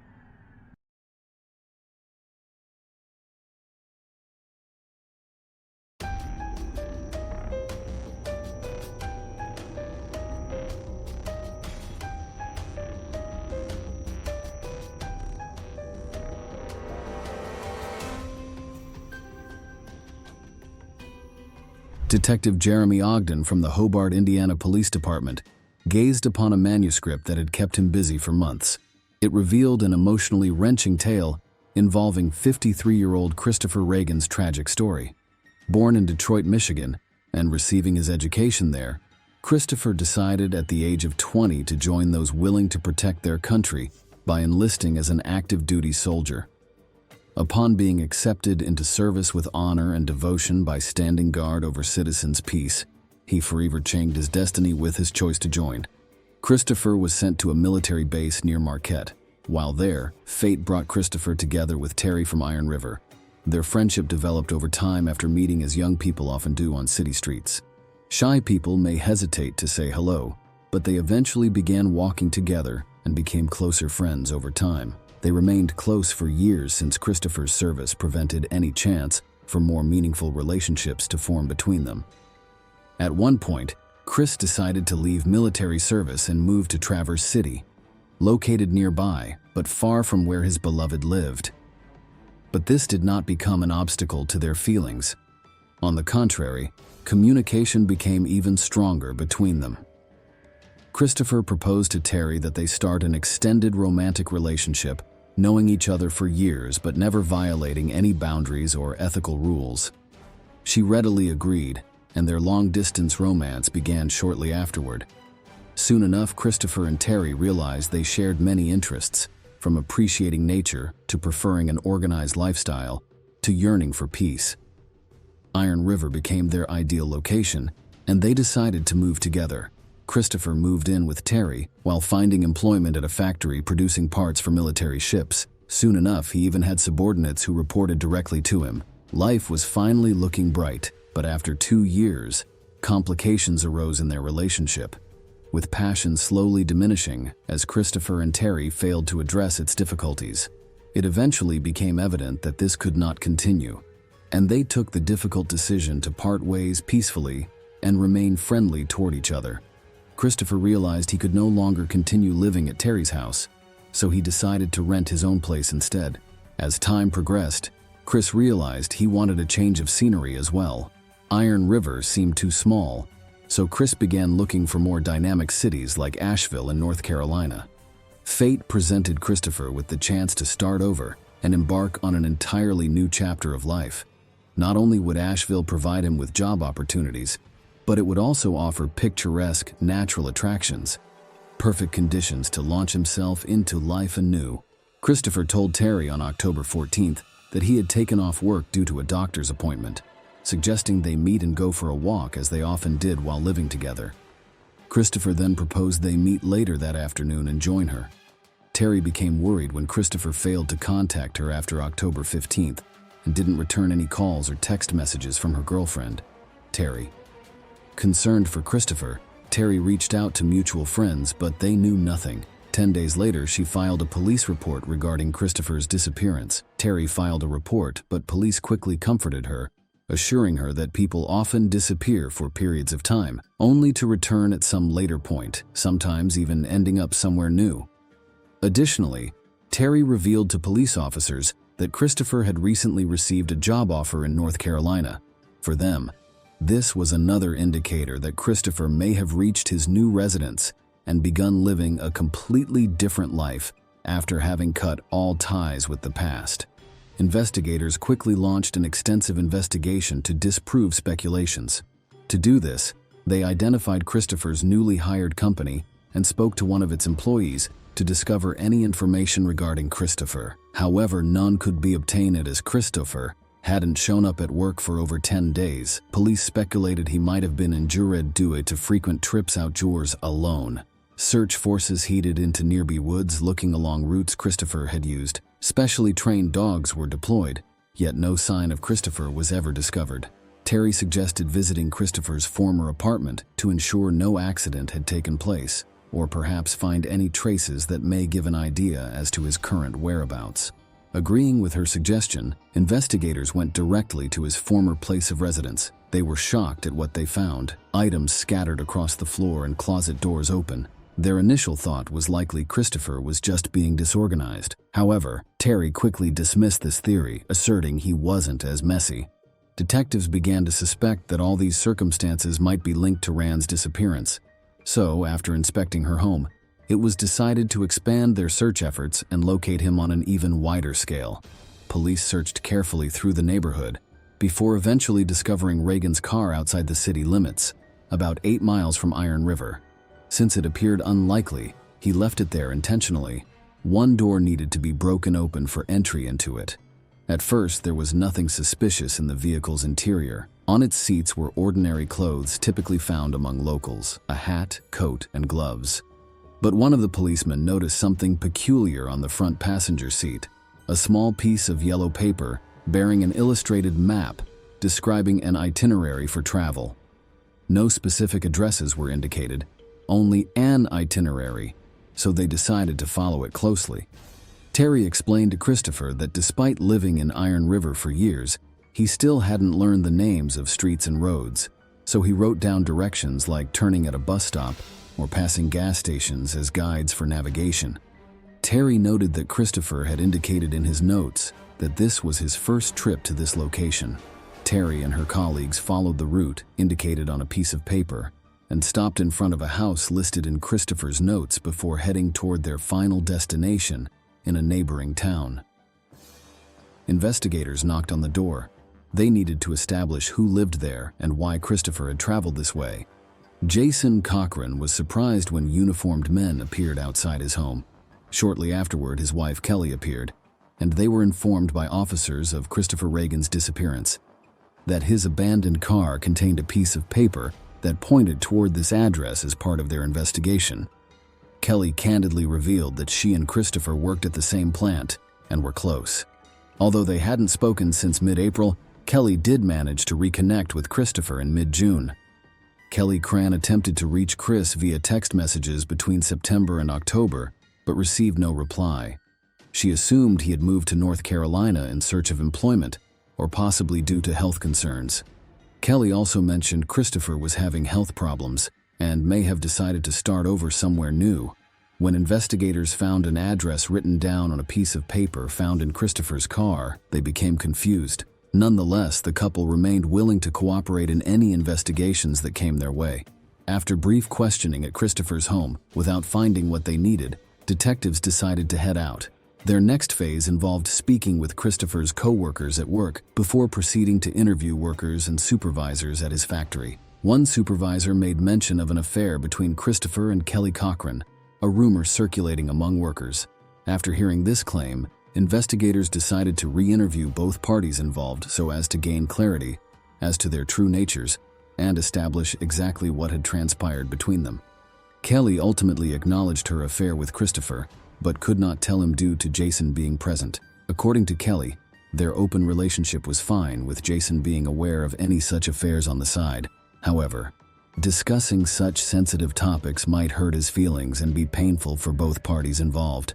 Christopher's co-workers refuted Kelly's statements, claiming Jason approved of their affair or there being any loose connections among their family, as she claimed. Jason followed Kelly into the police office, and their conversation revealed his opposition to Kelly's infidelity vehemently, thus making him an obvious suspect. However, due to a lack of evidence linking Jason with Christopher's disappearance, it became impossible for officers to conclude anything conclusively against Jason or Kelly.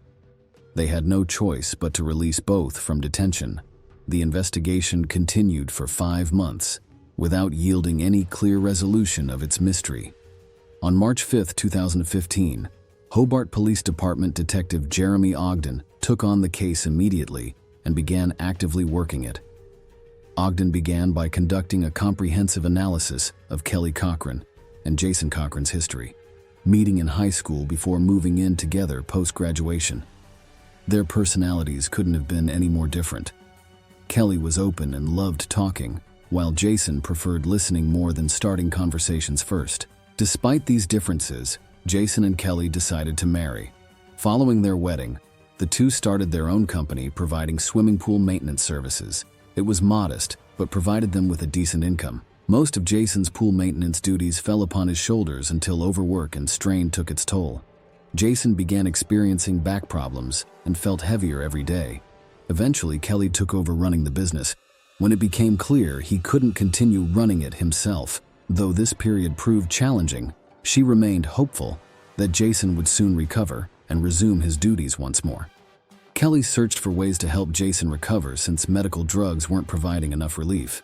One day, she learned of a plant that offered hope for Jason's recovery. Unfortunately, its use in medical practice hadn't started yet and wasn't available everywhere they lived. It had even been banned in their state. To get this drug, they moved from Florida to Michigan's Iron River Township.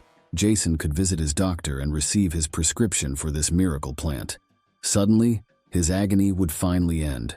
Early in 2014, a plant that specializes in manufacturing parts for U.S. warships hired 34-year-old Kelly Cochran, who had moved with her husband Jason. Kelly made every effort to secure financial well-being for herself and Jason. Therefore, they accepted employment at Christopher Reagan's plant, where Kelly also worked.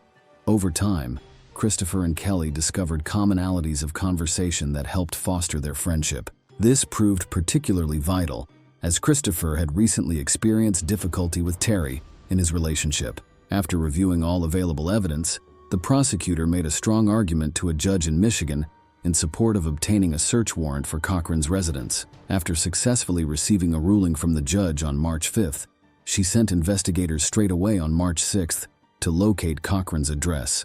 Searches were carried out of the Cochran home with extreme care, looking for any signs that Kelly and Jason may have played any part in Christopher's disappearance. Unfortunately, all efforts proved futile. The only significant discovery was a book written by Jason under a pseudonym from video gaming culture. Although its title may cause amusement, its content was truly disturbing. Jason detailed horrific murder scenes of everyone who had wronged him. One character matched up perfectly with Christopher as they read through this dark and violent work. Suspicion increased surrounding Jason. Perhaps his crimes weren't made up, but instead stemmed from actual incidents he had committed himself.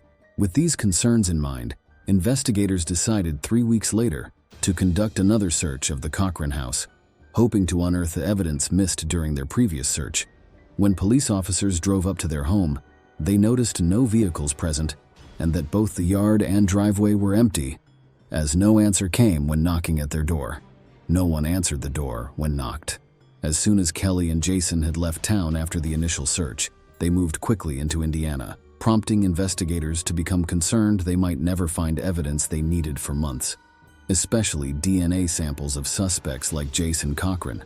Michigan police officers reached out to their Indiana counterparts, asking them to collect samples instead, prompting Indiana officers to head toward Cochran's new address to take DNA samples instead.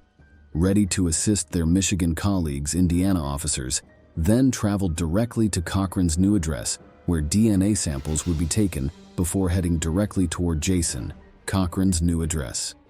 The couple didn't object, seeing no legitimate basis to charge them with murder, nor evidence of Christopher Reagan. Meanwhile, investigation gradually disbanded, leaving little hope of solving his disappearance. Time passed until, on February 22, 2016, an alarming phone call arrived at Hobart Police Station from Kelly Cochran, who was clearly distressed over what had transpired. She attempted to explain that Jason wasn't breathing, but her emotions rendered it impossible for her to provide concrete details. Rescuers arrived quickly on the scene, where Kelly attempted to prevent doctors from treating Jason due to her extreme terror and panic. Soon enough, however, it became evident that Jason no longer required assistance. Sitting in a chair, with his face lit up like it had been from extreme overheating, doctors were forced to confirm his death and send his body for forensic examination, while Kelly was handed over to a police patrol who took her back home with relatives living nearby on her street. Investigators were determined to ascertain what had transpired, so they conducted a search of Cochran's new home and discovered evidence in the form of a syringe needle at the foot of the marital bed. After inspecting Jason's body, an investigator concluded that his death was due to illegal drug abuse. However, this report came as a shock for detectives. Jason had an excessive amount of illegal substances in his system. However, the results from forensic tests indicated something more disturbing. His death had been caused by strangulation, as evidenced by bruises on his neck and face. So Jason, who had been suspected of kidnapping Christopher Reagan himself, became himself the victim of crime. This revelation raised new questions and necessitated a thorough re-examination of evidence. Immediately thereafter, forensic specialists turned their focus onto Kelly Cochran, whom many suspected as being linked to both incidents. She became suspect not only for Christopher's disappearance, but also in her husband's murder. The investigation became even more complex. On February 23, 2016, Kelly Cochran was summoned to testify in Jason's murder case at the police station. Investigators directly interrogated her about her possible involvement in his death and whether she administered excessive doses of illegal drugs to him. Regardless of the lack of concrete evidence and pressure from investigators, this young woman did not confess to either the murder of Jason or the kidnapping of Christopher. Investigators were unable to find sufficient proof of Kelly's guilt and were unable to arrest him, leading Detective Jeremy Ogden on a trail that eventually brought him face-to-face with Walter Hammerman, one of Jason's closest allies. During this investigation process, Detective Ogden met up with Walter Hammerman. Walter immediately ran to the police upon hearing of Kelly's shocking story of Jason's tragic death from illegal drugs, emphasizing how close they were. Walter assured his partner that any changes would certainly have been communicated. Jason had been taking medicinal herbs with the sole aim of relieving his back pain for quite some time now, yet Walter noticed his friend had fallen into an unstable situation recently. In March last year, Jason revealed his concerns with him regarding travel arrangements to Indiana due to Iron River police involvement in a disappearance case. All this had had a lasting, impactful impression upon Jason. Walter witnessed Kelly become severely depressed and attempted suicide, necessitating medical intervention and therapy. Walter noticed a distinct change in Kelly's behavior as he took more control over his life. Jason seemed on edge, while in the past, the boys could spend hours playing video games together.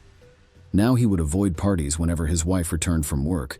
This information became crucial in understanding what was transpiring within the Cochran family.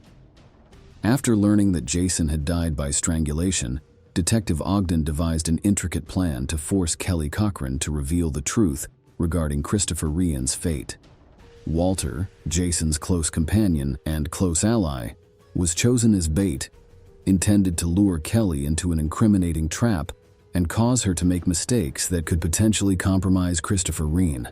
Walter accepted a difficult role within this investigation, while playing out this performance before Kelly Cochran. On March 12, 2016, Walter called Kelly while under surveillance by police officers with listening devices, intending to present her with a letter purporting to come from Jason that contained something important and urgent. Walter explained to Kelly that Jason gave this letter shortly before his death, with instructions not to open it and send it immediately to police should anything occur. This came as quite a shock, both to Walter and to those watching over their situation. Yet even with this development, detectives had no direct evidence against her husband's killing. Investigators conducted numerous interrogation sessions with Kelly in an attempt to extract the truth. She denied her guilt throughout.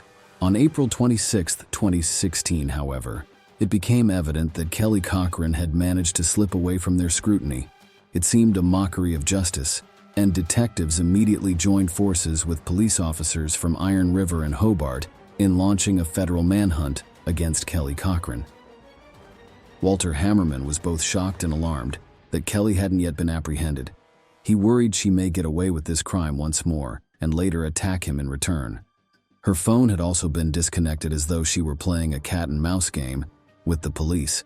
Detective Jeremy Ogden managed to piece together, after 2 long and hectic days of trying, that Kelly Cochran had managed to avoid detection by fleeing to Kentucky's Wingo town, more than 6 hours away from Hobart.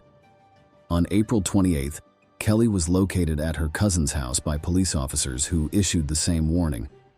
As soon as they received this information, an arrest team quickly proceeded to the house, knowing Kelly could be dangerous and likely attempt to flee. They moved swiftly without warning, and Kelly was apprehended and taken into custody that afternoon. Later that same evening, Detective Ogden arrived in Wingo, where he resumed interviews with suspect, alongside investigators from Indiana and Michigan. Once I spoke with Kelly Cochran, everything became crystal clear. Christopher Ryan and Kelly's relationship went deeper and further than anyone imagined. Kelly truly loved him and dreamed of leaving this cursed city together and starting a new life together. But everything changed on October 13, 2015, when Jason learned about her cheating. They began fighting, and Jason remembered their wedding night pact whereby anyone found out cheating would be required to kill their partner as punishment. Kelly asserted that she never intended to take their agreement seriously. It had always seemed more like a joke to her. Jason warned Kelly if she didn't keep her vow, threatening that he would carry it out himself if necessary. Although Kelly didn't wish for this responsibility, she nevertheless helped Jason commit a horrifying crime. On October 14, 2015, Christopher Ryan traveled to Kelly Cochran's house, hoping to take full advantage of their first meeting. Ryan wanted every moment to count, their encounter, and every memory he would create together with Cochran. Kelly took full advantage of his absence from home to offer him dinner and an intimate time together. All plans went according to plan. Their evening promised to be memorable. After dining together on the first floor of Kelly's house, according to Kelly, they moved up onto the second. But their solitude was abruptly interrupted when Jason burst in with a rifle in hand, panicked and terrified. Christopher quickly recognized he was trapped, while Jason took aim and fired one shot directly at Christopher's head without delay.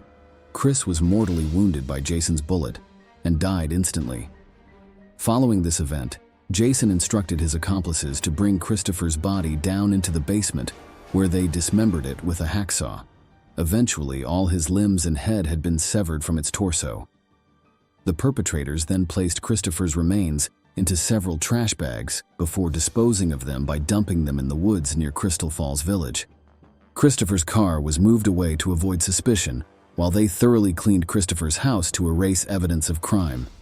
They had become accomplices in an awful crime. Kelly Cochran was open about her involvement in Jason Cochran's tragic death, saying the plan to commit the act came about after learning of Kelly having had an affair and Jason becoming jealous that Kelly had chosen someone else as his partner. According to Cochran, this idea of revenge came when Jason learned of Kelly having another lover and decided on taking drastic measures against Kelly in revenge for what had transpired between them. Kelly wanted revenge against Christopher for taking away their happiness together and feeling betrayed by Kelly's spouse. Kelly revealed how deeply in love with Christopher she was and felt that his absence had prevented them from living life fully. Kelly struggled to cope with both her loss and its accompanying pain on a daily basis. Kelly loathed Jason for forcing her into doing what he forced her into, realizing she couldn't continue living peacefully with it.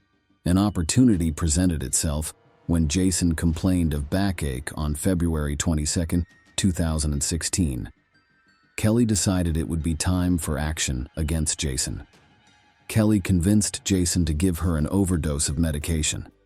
Unfortunately, however, its effects weren't instantaneous, and Kelly covered his mouth and nose with her hands to ensure suffocation occurred before squeezing his neck to make sure Jason was dead, thus leading to bruised body parts on him. Kelly Cochran provided testimony that assisted law enforcement authorities to identify where Christopher's remains were buried. On May 18, 2016, Detective Jeremy Ogden, along with investigators and canine team, went to a site near Crystal Falls Village. This rarely visited neighborhood had become the site of an astonishing mystery.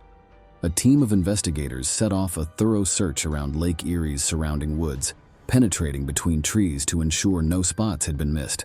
One of their canine dogs suddenly sensed an odor and led the officers toward it.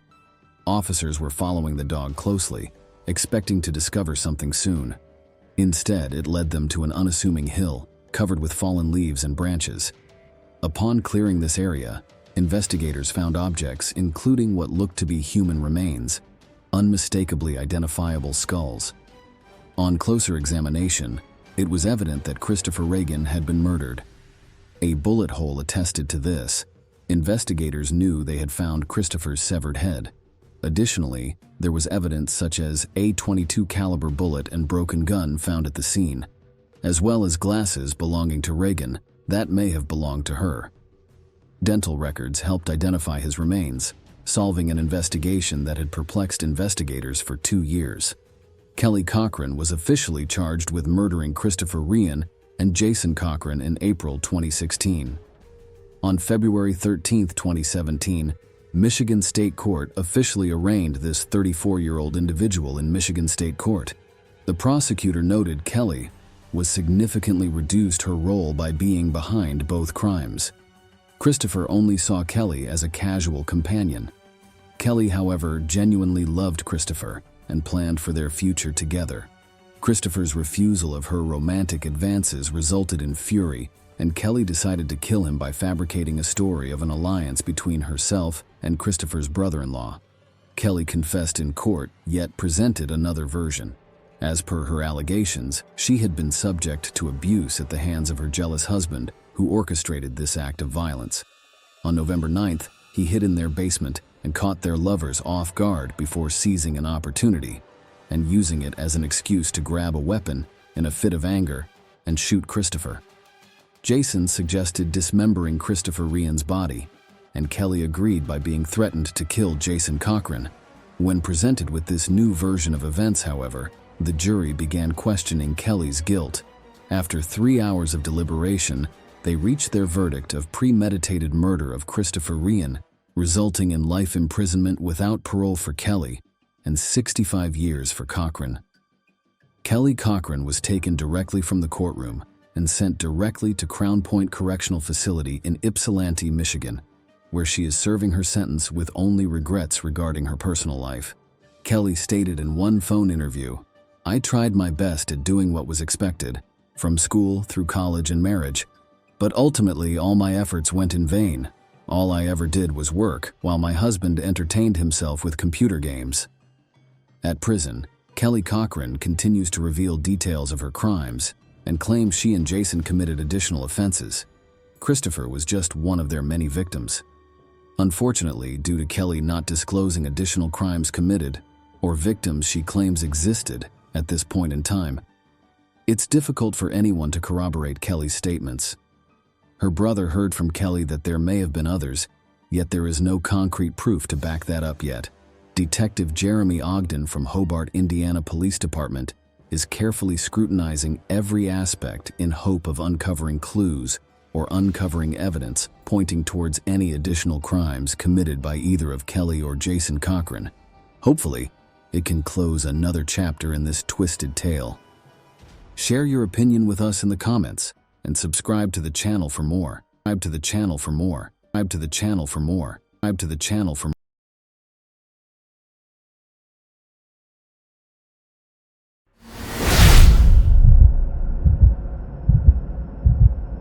This is exactly what Kanyong's story is about. You might ask, is this really possible? How could a simple family dinner lead to a brutal murder that will shock everyone in Malaysia? The law will even be looked at by the local government. Let us look at this case. Princess Kani Ong Lake Yang is her full name. She was born in 1974 in Ipoh, Malaysia, into a big family. People from all over the world visit the city, but Kani had her sights set on something else. A better job and traveling. What else could a girl want? That being said, she knew that she had to work for her dream and that nothing good could just happen. First, Kani got a gold medal in high school. Then she went to the University of Hawaii and got a degree in economics here. After the start, more work had to be done to make things better. She went to Los Angeles and got a job at an advertising agency. She was already living on her own. The City of Dreams helped the girl see herself as an expert in her field. In 2001, Kani met Brandon Ong there. He was born in Singapore, like her father, but moved to the United States with his family when he was a child, and was now legally an American. Young Kani and Brandon quickly got married and moved to San Diego, which is right next door. But after only 2 years together, something bad happened. Kani's dad got liver cancer. The surgery her father was going to have in Malaysia was very serious, and it wasn't clear if he would live or die after it. She quickly packed her things and flew to her father on June 1st, leaving her husband in the United States. The surgery went well, the disease got better, and the doctor said that Kani's dad, who they called Bijan, would live a long time and definitely have grandchildren. Kani let out a sigh of relief. At last, she could go back to her husband and her favorite job. In the morning, she took a plane to Los Angeles. That night, Canny invited her whole family to a farewell dinner at Montes, their favorite restaurant that they used to go on vacation when Canny still lived with her parents. During dinner, Canny's mom got sick out of the blue and her sweet daughter offered to drive her home. She spent a long time looking for a parking ticket in her purse in the parking lot. When she couldn't find it, she realized she had left it in her car and forgotten about it. Canny then ran to the car and told her sisters to watch her mother. She wasn't seen for a long time. Her mother went to the car to check on her, but neither Canny's nor her daughters were there.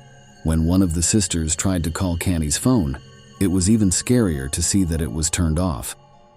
Her family knew her very well. She couldn't just disappear, and she would always call to let them know what had happened. But what could have happened in a parking lot that was locked up, only 300 feet from her family? The father of Canny asked the security guards to show him the video footage. His daughter was walking toward the car and checking her pockets and purse for her keys. At first, there was nothing strange about it. When they looked back, they saw a stranger moving behind Canny. He was speeding up and slowing down, just like Canny.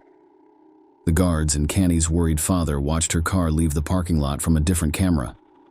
There was a man behind the wheel, most likely the one who had followed her in the parking lot. It was strange that Canny was sitting in the passenger seat. The family called the police right away because it looked like someone was taking their child. People should praise the Malaysian police for starting to look for the missing woman as soon as they learned that the car had been stolen. After a few hours, a highway patrol officer saw a car on the road that fit the description. The police stopped the car to look at the papers so as not to scare the possible kidnapper. At the time, they weren't sure if it was a kidnapping or not for sure. The driver of the car stopped and gave the police officer his license, even though he looked tense. He tried to show the policeman some signs while sitting next to him, but the officer was busy checking the driver's license. He didn't understand, which is a shame. Kidnapper, on the other hand, paid attention, stepped on the gas, and drove away from the police car. The police shot at the car, but it got away. They still had the kidnapper's papers, though. His name was Ahmad Najib bin Aris, and he was 27 years old. Let me give you a short history of this person. They were born in 1976 and raised in Muar, Malaysia. He was the second child in a family of 4. Ahmad Najib went to secondary school until the 3rd year, but then he quit. He didn't go to the last 2 years of secondary school. In Malaysia, secondary school lasts for 5 years. He had to work to feed his family, and he worked hard. He went from Muar to Kuala Lumpur in 1998. In the end, Ahmad Najib got married and had 2 kids. Ahmad Najib was a good man who did his job well, according to people who knew him. Now let's get back to our case. After some time, it became clear that the shooting at the car had an effect.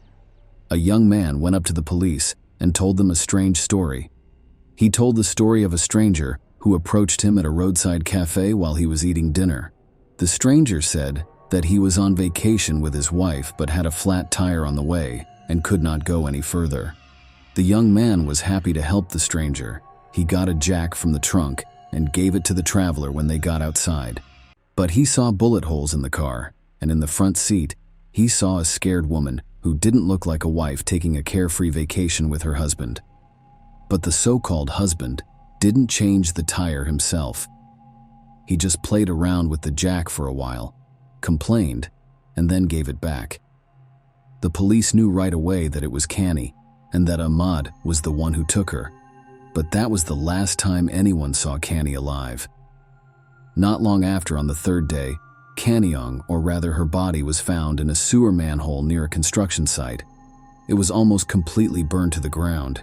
The autopsy will show that the woman was stabbed several times in the stomach and then choked to death. Another thing that was found nearby the construction site was Canny's car, which had a shot tire and blood on the back seat. Even though the police had the killer's paperwork, they didn't go to Ahmad's house until after the body was found. For some reason, really interesting thing about this story is that the killer was at home, acting like nothing had happened, like he had. It was like he hadn't stolen someone else's car, kidnapped a woman who had come to see her sick father, and then driven away from police officers who were shooting at him.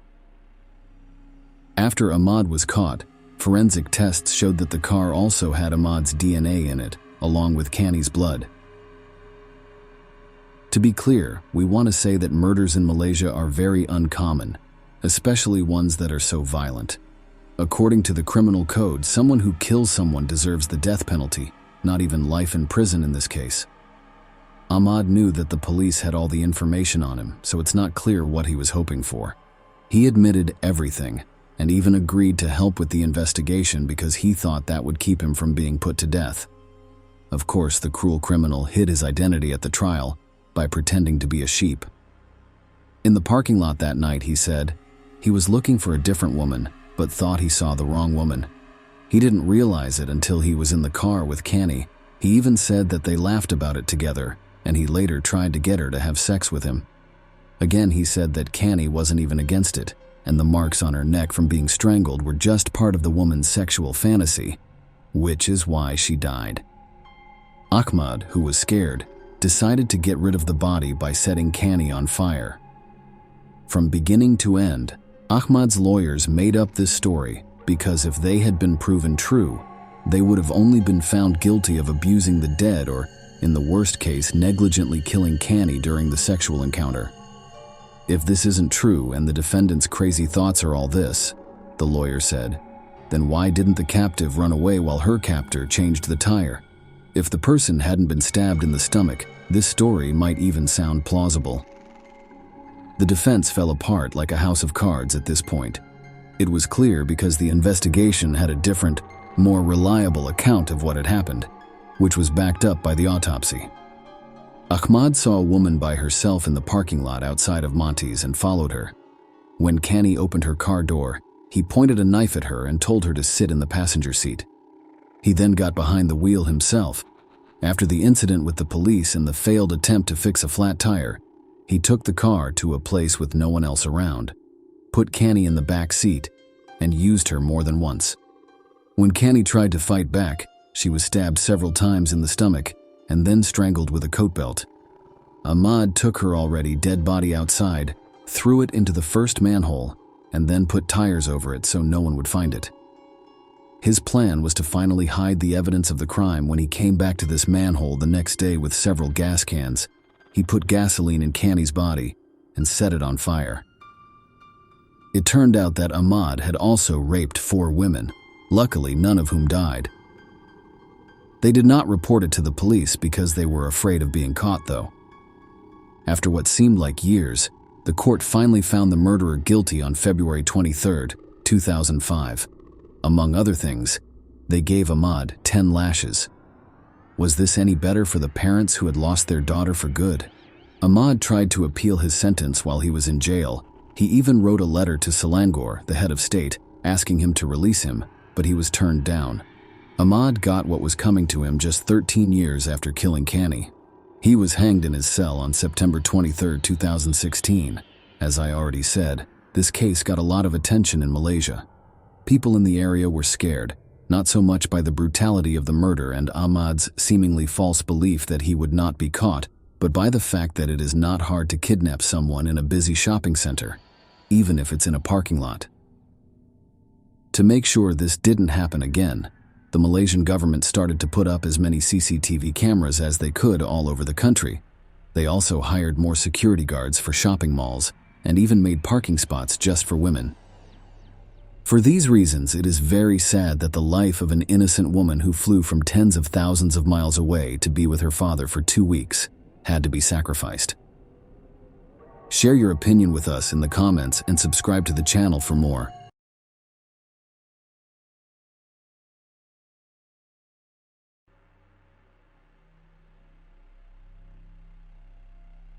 In the mid-1920s, the story of Dina Thompson, a British woman who was known as the Black Widow, was the subject of many crime shows and documentaries. At first glance, this woman seemed nice, but she turned out to be a pathological liar and con artist who killed at least one man who loved her deeply. Dina got away with many crimes, but in 2003, she was finally put in jail. Even though the person was facing life in prison, the court was surprisingly lenient and let them out on parole. So, in 2022, one of the most dangerous criminals got away with her crimes after miraculously surviving her evil ex-husband. Experts say that the fact that Thompson's victims were always men may be a sign that the criminal experienced some kind of trauma as a child or teen. Dina, on the other hand, had a very good childhood. The girl was born in North London in 1960 and grew up with her whole family. Their family didn't have much, but they made sure their daughter had everything she needed. Their head of the family worked as a prison guard and was very into sports. Dina's father encouraged her to go to gyms as a child, where she worked hard at gymnastics. In addition, the man often took his daughter with him to all kinds of sports competitions, even ones that were held in other countries. As a child, Dina was active, happy, and friendly. She quickly became friends with her peers and, as she got older, learned how to get guys' attention quickly. The girl went to college after high school and then got a job at a bank in the area. When Dina was 22, she met Lee Wyatt, who would become her first husband. Someone set them up on a blind date, which is how they met in the first place. As soon as the two young people met, they fell in love and a rough romance began. They got along great and spent a lot of time together. After 2 years, they made their relationship official. After getting married, the couple moved to Yapton, a small town in the country with only 3,000 people. Soon after, they had a son, and the new parents slowly started their own business by making one-of-a-kind soft toys based on pictures they came up with together. At the same time, Dina worked as a cashier for a construction company. Neighbors said that their family was very happy and doing well. The family head was often away on business trips and wasn't at home for long periods of time. When it came to his neighbors, the man hardly ever talked to them, but his wife quickly became friendly with people in the area. Dina knew how to get along with others, and men were quick to trust her. The pretty young woman often caught their attention. Dina met a young reporter named Julian Webb at the start of the 1990s. The man offered to use her as a model for ads for clothes and home goods, and soon her pictures were in newspapers and magazines in the area. Dina was happy to pose for the picture and didn't mind being looked at. Lee Wyatt hadn't been home in months, and no one was sure where he was or what was wrong with him. It turned out that Lee had been in the small town of New Quay the whole time, which is almost on the other side of the country. His plan was to hide from the mafia, so he lived there under a fake name and fake papers. The man's wife told him a series of clever lies to make him believe that their family was in grave danger and that the only way out was to run away. In addition to making unique soft toys, the couple was also known for making a leprechaun named Sean, which sold well and became somewhat famous. Around the beginning of 1991, Dina told her husband that the Disney company liked their creation so much that they were willing to pay £50 million to use the character. But the happiness didn't last long. Soon, the woman told them that criminals had learned about the big deal and wanted to take most of the money while threatening to kill the whole family. Dina also found a way out. She cleverly told her husband he needed to secrete himself. Lee got some fake papers right away and ran away. The woman, however, was very smart and got Lee to write her several threatening letters and record several similar phone calls. She said that this would show that he hated his wife and stop the mafia from after her. The husband did what his wife told him to do because he didn't think anything was wrong. He then ran away. Lee was willing to do any job because he was in a new city and didn't have a home or any friends. He sent all the money he made to his wife and son so they didn't have to worry about anything. Most likely this escape really did save his life, but not from imaginary thieves. His own wife was the real threat. Dina married her new love, Julian, in November of the same year, 1991. The wedding was paid for with the money Lee had sent home, even though Dina had lied to him about it. Webb was deeply in love and very happy, but soon after the wedding, neighbors noticed that the woman often went to see her lovers while her husband was at work. After some time, she told Julian that she was dying and that her job had fired her because of it. The story about the fatal diagnosis and being fired was a lie from the beginning to the end. It also turned out that a lot of money had been taken from the company where Dana worked, and she was the main suspect in the crime. After that, the woman said that her first husband, Lee Wyatt threatened her and made her do the crime. She showed proof in the form of the letters and recordings that she had herself persuaded him to make. Wyatt went back home as soon as he found out that his wife had married someone else. A scandal was all that the case was about, and Dana said he beat her, but there was no proof of this. The detective still chose to side with the woman, though, so Lee had to quickly leave Yapton again. When Julian was in love, his situation didn't bother him at all, and he spent all of his savings on her fake illness so she could get better. While the money was still there, time went on and Julian began to wonder how the treatment was going. It turned out that the woman didn't have any medical records to back up her diagnosis. Family relationships broke down, and neighbors heard the spouses yelling at each other. Julian's sudden death happened in June 1994, just one day after his 31st birthday party. His mom called him the night before the terrible event, but Dina said her husband wasn't feeling well and couldn't answer.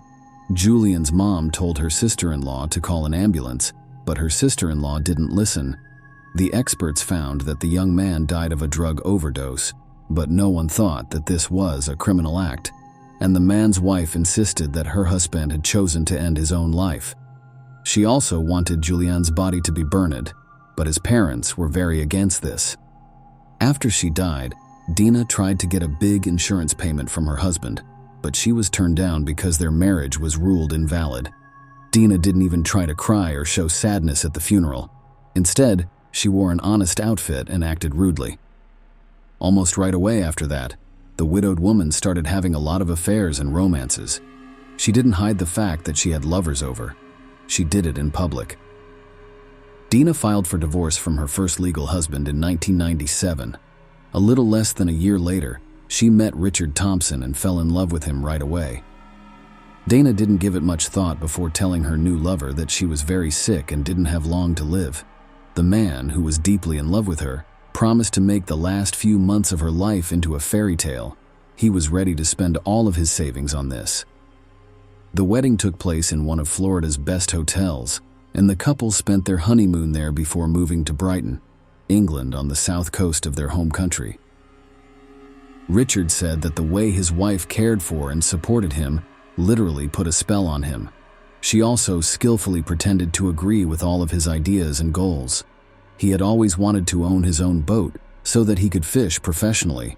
His wife not only liked the idea, but she also suggested that he start a business renting out yachts so that he could fish and teach other people how to fish. A romantic dinner was planned for Dina and her husband on New Year's Eve, less than a year after they got married. After taking a bath together, she told her husband she had made him a special gift and asked for permission to tie him up. Richard agreed right away because he didn't think anything was wrong. He had ropes around his hands, a blindfold over his eyes, and a gag in his mouth when he was hit hard on the head with a bat. This was followed by another hit. Thanks to his quick thinking, Richard not only didn't pass out but also got away quickly. After that, Dina got a knife and cut her husband in the shoulder. Richard took the gun away from his wife, held her down, and called the police. She broke down in tears and told him she had been lying to him the whole time and spent all of his money. Once she got to the police station, though, she calmed down and started to say that her husband had attacked her and that she was only protecting herself. The story didn't end there. The next day, a real estate agent came to Richard's house to try to sell it. The landlady told him that her husband had left for America on a business trip before their meeting. Richard knew at that moment that his wife was planning to kill him, sell the house, and take the money. Because everyone thought Thompson had crossed the ocean, no one would look for him. It turned out that the woman had taken all of her husband's money out of his bank accounts and used his credit cards to rack up a lot of debt while the case was going on in court. A lot of people heard about the case, and other men who used to be with Dina and were cheated on and drained of money by her lies about a fake disease that could not be cured started to call the police. The woman's first husband then talked about how he had to hide for many years, first from people who thought the mafia was after her, and then from the police. It turned out that Dana had stolen from the company where she worked, even though she blamed her husband for everything. Even though there was strong evidence against the woman, she was found not guilty of attacking her husband, Richard Thompson. Some people said that Richard made up the story to get attention for himself. Dina was still found guilty of many financial frauds and given a sentence of almost 4 years in prison. All the attention on Dina Thompson also made people think of her second husband, journalist Julian Webb, who died in a strange and sudden way. The woman herself gave very different stories about how and why he died. She said that the steroids her husband took to stay in shape were killing him. Then she said he drank a lot and then passed out in the sun, getting sunstroke. She even said that he killed himself at the inquest, even though she had warned them not to. Dana told her best friend that she had poisoned her husband by putting strong drugs in a dish that he loved that was spicy. The police were able to find the owner of the diner where Julian often ate and picked up food to go. He remembered that Webb's wife had made rice and chicken curry the day before the terrible event. Then, the police thought that this seasoning might have been hiding the real taste of the drugs. Because new information came to light, a new investigation was started, and Julian's body was dug up and sent to be looked at. It turned out that the man was poisoned by a lot of strong antidepressants that were mixed into his favorite curry dish, and then made stronger by aspirin, which Dina mixed into her husband's drink. Webb was still alive when his mother called. He could have been saved, but that wasn't a plan from his wife. For the first time, the Black Widow was put on trial in 2003. During the hearing, the investigator said she was the most dangerous woman he had ever worked with, and the judge said she was a very good liar. Dina Thompson was given a life sentence with the possibility of parole after 16 years. People have made documentaries about the crimes of the Black Widow, talked about them on TV, and written about them in the news. Detectives found out about another scary event in Dina's past, even after she was in jail. The person who was one of her first lovers never showed up again and has still not been found, dead or alive. Stanislav Kostov was the young man's name. He lived in Bulgaria, which is where Dana trained as a gymnast in the late 1970s. A romantic relationship started between them, and then the guy was never seen again.